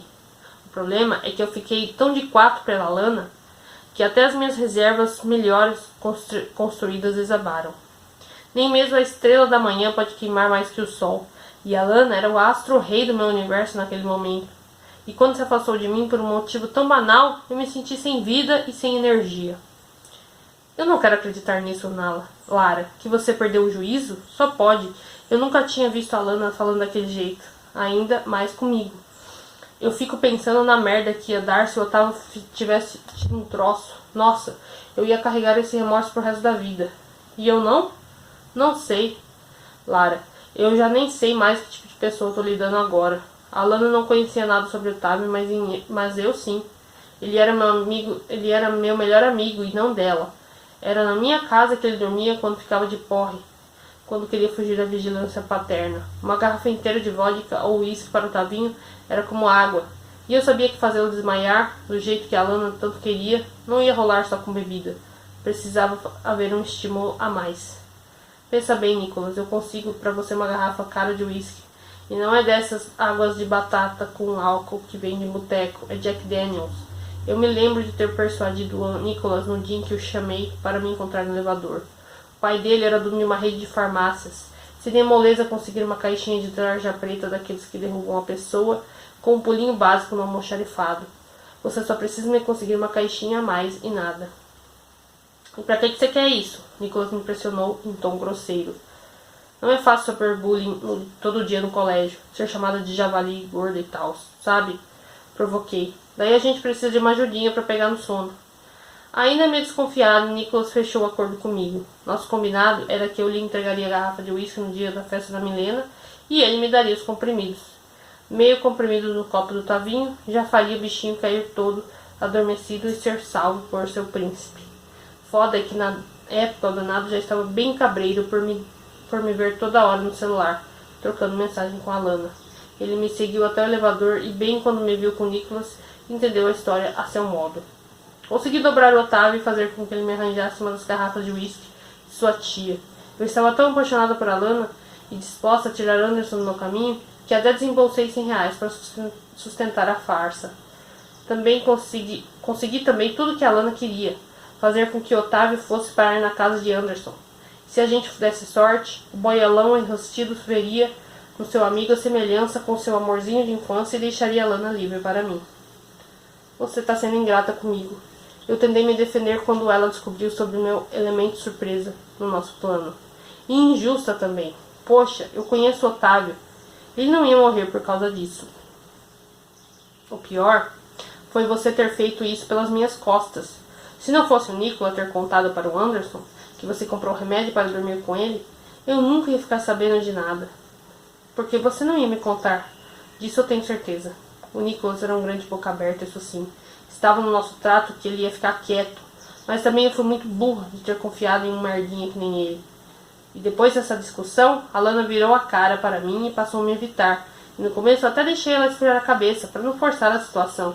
Só que nunca mais voltamos a nos falar a sós. E todas as minhas tentativas de reaproximação eram ignoradas com sucesso.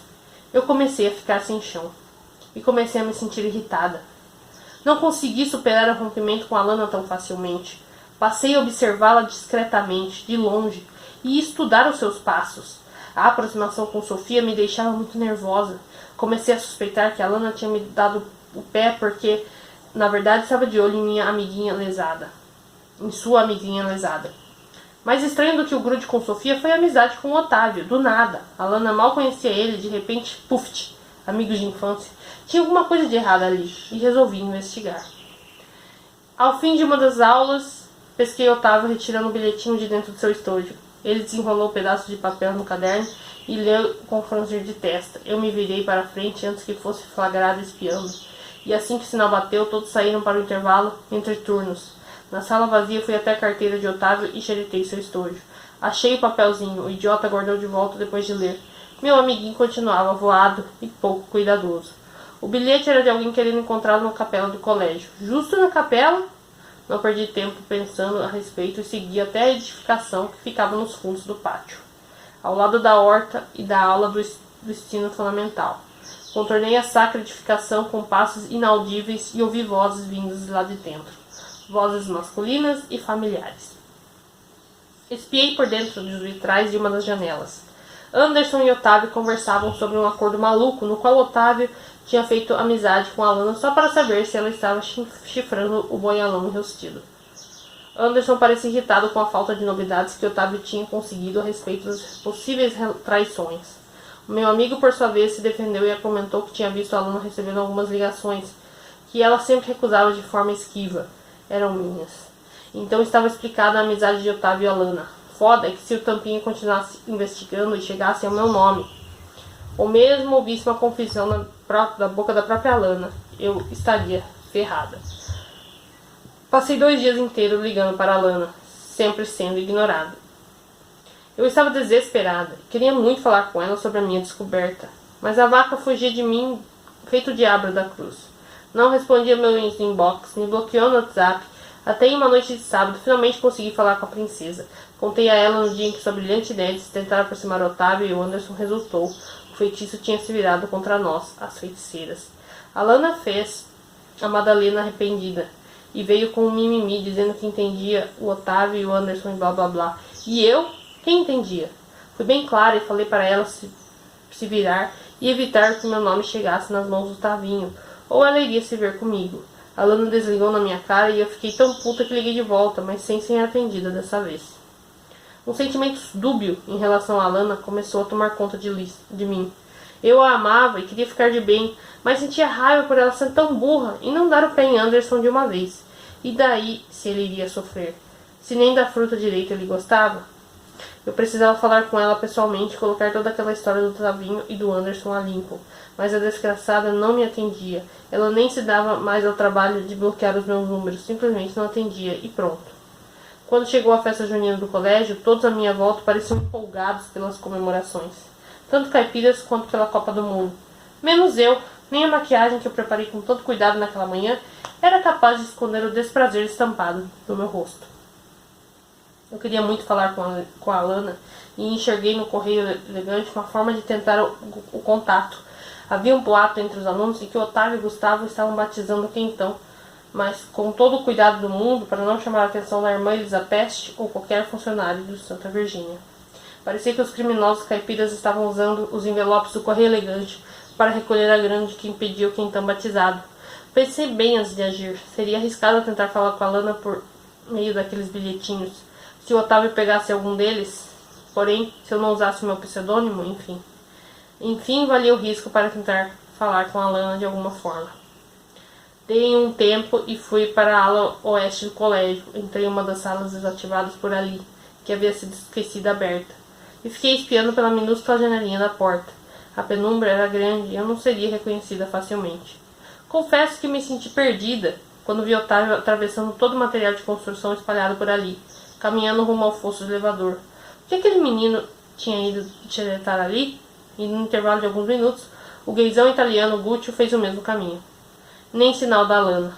Fiapos das vozes dos dois chegaram até mim, mas era impossível saber o que falavam. Vagarosamente girei a maçaneta da porta e me guiei para fora, sem emitir ruído. Notei sombras das duas silhuetas entrelaçadas dentro do fosso do elevador, e através do vitrô da janela, ao fim do corredor, Nicolas tirava fotos dos bichoqueiros. Na hora eu fiquei bem assustada e saí às pressas. Nicolas estava tirando as fotos do Guccio e Otávio, e disso eu não tinha dúvidas. Eu precisava avisar Tavinho antes que fosse tarde. Passei a noite angustiada, pensando no que Nicolas faria com aquelas fotos. Peguei o celular e abri a conversa do Otávio no WhatsApp. Até comecei a digitar uma mensagem, mas meti o dedo no backspace e apaguei tudo. Eu e Otávio estávamos brigados. Ele nunca acreditaria em mim.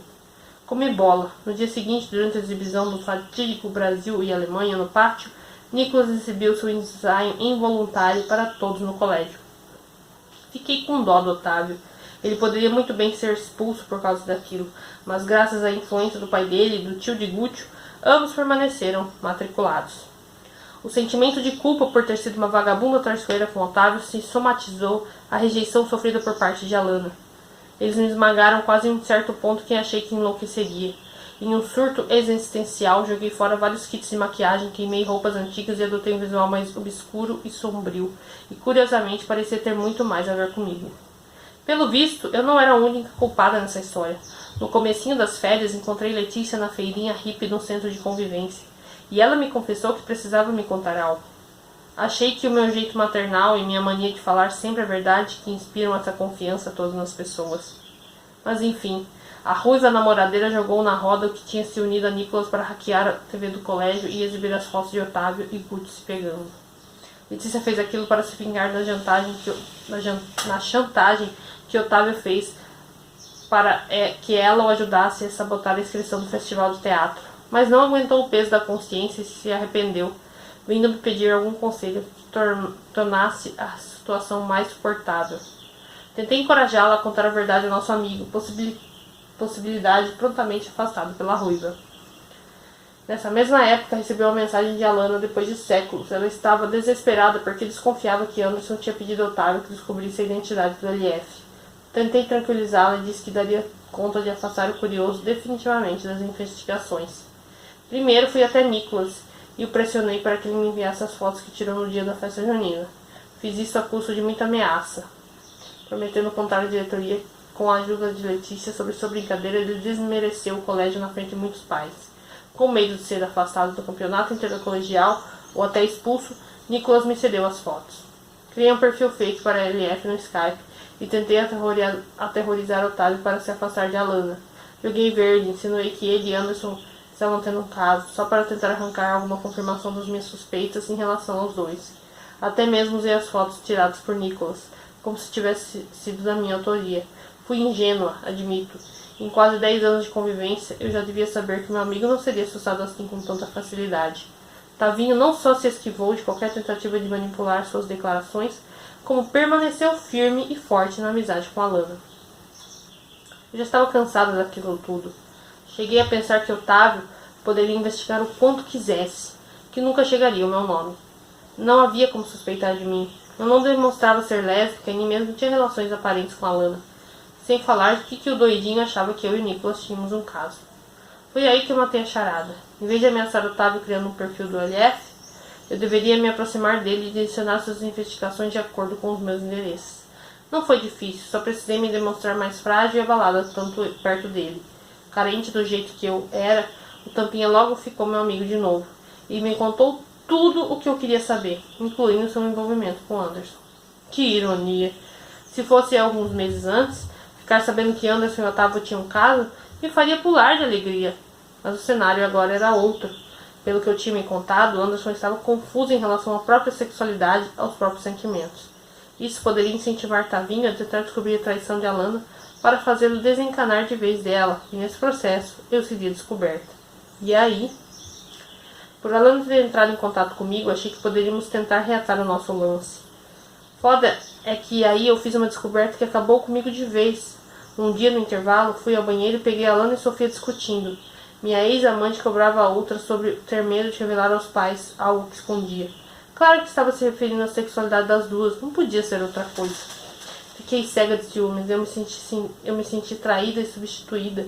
Resolvi que faria Alana ficar comigo por bem ou por mal. Aproveitei que ela estava me desbloqueada no WhatsApp e enchi de mensagens com o número do LF, de modo que a minha identidade permanecesse anônima. Eu não sabia se aquelas mensagens poderiam cair em mãos erradas. Cheguei a ameaçar Alana de uma possível exposição caso ela não aceitasse me encontrar. Mas por que justo no dia do festival? Ela me questionou. Pela mesma razão que eu tinha tentado encontrá-la no elevador no dia da festa junina. A sensação de perigo também me excitava. O risco iminente é palpável de sermos pegos no pulo. E se fôssemos, quem acreditaria que éramos amantes? A Alana nunca entendeu que eu não fazia aquilo só por amor, mas também era a adrenalina da coisa toda. Só que o empata foda do Tavinho tinha que aparecer no meu caminho. E quando ele e Letícia fizeram as pazes, os dois armaram de hackear o celular de Alana e viram as mensagens em que marcamos o nosso encontro. Ele veio me contar um pouco depois, porque provavelmente eu era sua única confidente sobre o assunto. E quando o Otávio me disse que iria espionar o encontro de Alana com a LF, eu quase surtei. Eu não poderia aparecer lá porque corria o risco de ser pega, então tive que improvisar. Novamente eu me lembrei de Alana e Sofia no banheiro, e aquilo fez nascer uma raiva insana em mim. Enxerguei nesse encontro uma forma de me vingar da minha ex-amante. No primeiro dia do campeonato intercolegial, aproveitei um jogo de futsal para ir à sala dos atletas e trocar a jaqueta do Nicholas pela minha jaqueta vermelha do LF. A maioria dos outros alunos ou estavam em treino, jogo ou curtindo um rolê por São Paulo, e por isso não tinha mais ninguém por perto. Depois eu mandei um SMS para Nicholas pelo número do LF. Eu já sabia que ele e a Sofia estavam tendo um casinho escondido, porque a Lana uma vez deixou isso escapar enquanto estavam juntas. Só naquele momento eu entendi por que ela implicava tanto com o Nicholas, por ciúmes. E na mensagem de texto deixei Nicholas com uma pulga atrás da orelha sobre a proximidade entre a sua namoradinha secreta e a Alana. Do jeito que ele era tapado, mordeu a risca. À noite deixei a sala enquanto todos dormiam e fui até o local combinado para assistir ao espetáculo de camarote. Eu ficava só pensando na cara de susto da Alana quando visse Nicholas com a blusa vermelha. E Otávio então? Logo ele pensaria que Alana e Nicholas tinham um caso e eu estaria livre de qualquer suspeita. A coisa fugiu um pouco do controle. Nicholas agrediu Alana e Otávio apareceu para defendê-la. Até mesmo Anderson brotou no rolê e eu não fazia a menor ideia de como ele fora parar ali. E para fechar a tragédia, todo aquele barulho chamou a atenção de um dos caseiros do colégio. Não sei como Anderson e Otávio conseguiram levar o caseiro na conversa, mas eles se livraram de uma possível repreensão. Alana e Nicholas escaparam a tempo, e eu estava muito bem escondida com as minhas roupas escuras. na casinha de madeira do alto do escorregador, então eu nem cheguei a ser notada. Anderson veio andando em direção à casinha do escorregador, conduzindo Otávio pelos ombros, sobre o chão afofado do banco de areia. Atrás deles, o caseiro mantinha a luz forte de sua lanterna, cobrindo o trajeto dos dois com desconfiança. Apalpei meus bolsos e achei meu iPhone a tempo. Ainda bem que tinha levado ele. Desativei o flash e tirei algumas fotos por via das dúvidas. O meu sexto sentido não me engana. No dia seguinte, Otávio me contou que Anderson lhe pedira para conversarem depois da final do campeonato. O enrustido queria saber sobre o LF. Fiquei apavorado e percebi que precisava agir. Na primeira oportunidade em que Otávio se afastou, eu procurei o lugar mais silencioso possível e liguei no modo anônimo para Tavinho com o celular descartável do LF. Usei um aplicativo baixado em meu iPhone que transformava meu tipo em algo demoníaco e intimamente durante a ligação, por viva voz. É você, Nicholas? Otávio interpelou antes de eu encerrar. Pelo visto, ele realmente tinha comprado a ideia de que era o Nicholas, era o LF. Menos mal. Aquele era o fim. Otávio estava pensando que Nicholas era o LF. Mesmo que ele procurasse a polícia, as suspeitas não recairiam sobre mim. Logo, eu cancelaria aquele número, que estava habilitado em um CPF e um RG falso. Jogaria o telefone fora e excluiria minha conta no Skype. Mas não era bem o fim. Ato final, depois do apocalipse. Aquele cheiro de hospital me lembrava um dia em que meu avô faleceu. Eu era bem pequena e não me deixaram ir visitá-lo na UTI. Mas eu fiquei para fora, na sala de espera, e ainda via com nitidez o desespero no rosto dos adultos, quando o seu óbito se confirmou. Tanto tempo depois eu finalmente descobri como era uma sala de UTI. Mas eu preferia não ter ficado sabendo. Não naquelas circunstâncias. Como é que ele está? Eu quis saber da enfermeira que circulava entre os poucos leitos dele, daquele sofisticado hospital privado. Tavinho repousava entre a aparelhagem pesada, respirava com a ajuda de um tubo inalador. Sua aparência era débil, mas nos lábios permanecia um ensaio de seu típico sorriso sombeteiro. Bem, ele reagiu bem à cirurgia de remoção da bala, mas perdeu muito sangue. Ela me respondeu de forma evasiva. A enfermeira parecia incerta em me fornecer informações bem mais precisas. A minha sorte foi que naquele momento um médico sisudo entrou no quarto e foi de leito em leito, avaliando a situação de cada paciente. E quando chegou ao pé da cama do Tavinho, ele declarou com a voz trovejante: "Esse aqui nasceu de novo. Minha preocupação é como ele vai viver agora com um rim só. Pelos exames que ele tem um quadro grave de insuficiência renal. Engraçado isso. Só mesmo uma pessoa com história de alcoolismo para ter um rim tão comprometido. Vixe, e agora, doutor? Bem, ou é transplante ou é hemodiálise pro resto da vida." Ele parou e fez uma anotação em sua prancheta. Perguntei ao médico quais eram os critérios para ser apta para o transplante. Ele pareceu ter me notado somente naquele momento e me perguntou o que eu era de Otávio. Disse que eu era amiga. O Dr. Mau Humor me falou que o protocolo era passar por uma série de exames antes da cirurgia. Fiquei pensativa. Saí da UTI completamente arrasada. O clarão inesperado do tiro que Otávio recebeu durante a apresentação ricocheteava na minha mente, feito um refrão de música ruim. Eu queria esquecer aquilo, mas eu me sentia culpada. "É você, Nicholas?" A pergunta de Otávio ao telefone ia e vinha entre os meus pensamentos. Por que Nicholas iria querer matar Otávio? Quando Letícia veio chorosa até mim e me confessou que foi obrigada a hackear o portal do colégio, o nome de Nicholas apareceu para mim como uma primeira suspeita, e nesse contexto ele parecia ter motivo para ferrar Otávio. Mas matar alguém diante de uma plateia lotada?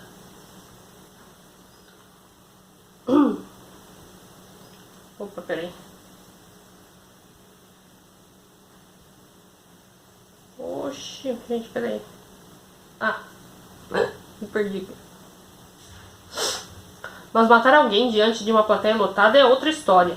A arma de fogo encontrada no dia da apresentação tinha sido comprada pela Deep Web e não possuía registro. As impressões digitais eram do jovem aluno que fazia o papel do cangaceiro na peça e que não fazia ideia de que a arminha de soft fora substituída. Os figurinos ficaram com os alunos, mas o jovem cangaceiro disse que recebeu a recomendação de Fred para deixá-la entre os elementos cenográficos da peça. A semelhança com o revólver de verdade era tão grande que não seria prudente guardá-la na mala. Só mesmo um dos atores ou alguém que tinha acesso aos bastidores da encenação poderia ter realizado a troca. Quem? Quem teria coragem de articular algo tão pesado? Cheguei ao refeitório daquela ala do hospital e dei de cara com Gúcio, sentado em uma das mesas. Ele estava sozinho e segurava distraidamente um copo descartável na mão. Seus olhos pretos se concentravam na TV presa à parede. Mas ele nem mesmo parecia estar presente. Tinha um olhar cansado e abatido. Não demonstrava ter dormido muito bem nos últimos dias. Gúcio era o contra-rega da pressa. Tinha acesso livre aos bastidores e era responsável por fazer a vistoria e controle dos figurinos e elementos do cenário. Mas será que ele teria coragem? E por quê? Resoluta, puxei a cadeira da mesa onde ele estava e sentei à sua frente. Eu ia tirar aquela história a limpo. E aqui a gente termina então o capítulo 28. E eu fico com uma boa interrogação aí, porque, meu Deus, jamais pensei. Lara é LF, gente. A gente descobriu a identidade de LF. É a Lara. Assim, a best friend do Otávio. Como assim ela foi capaz disso? Gente, eu tô chocada. Calma.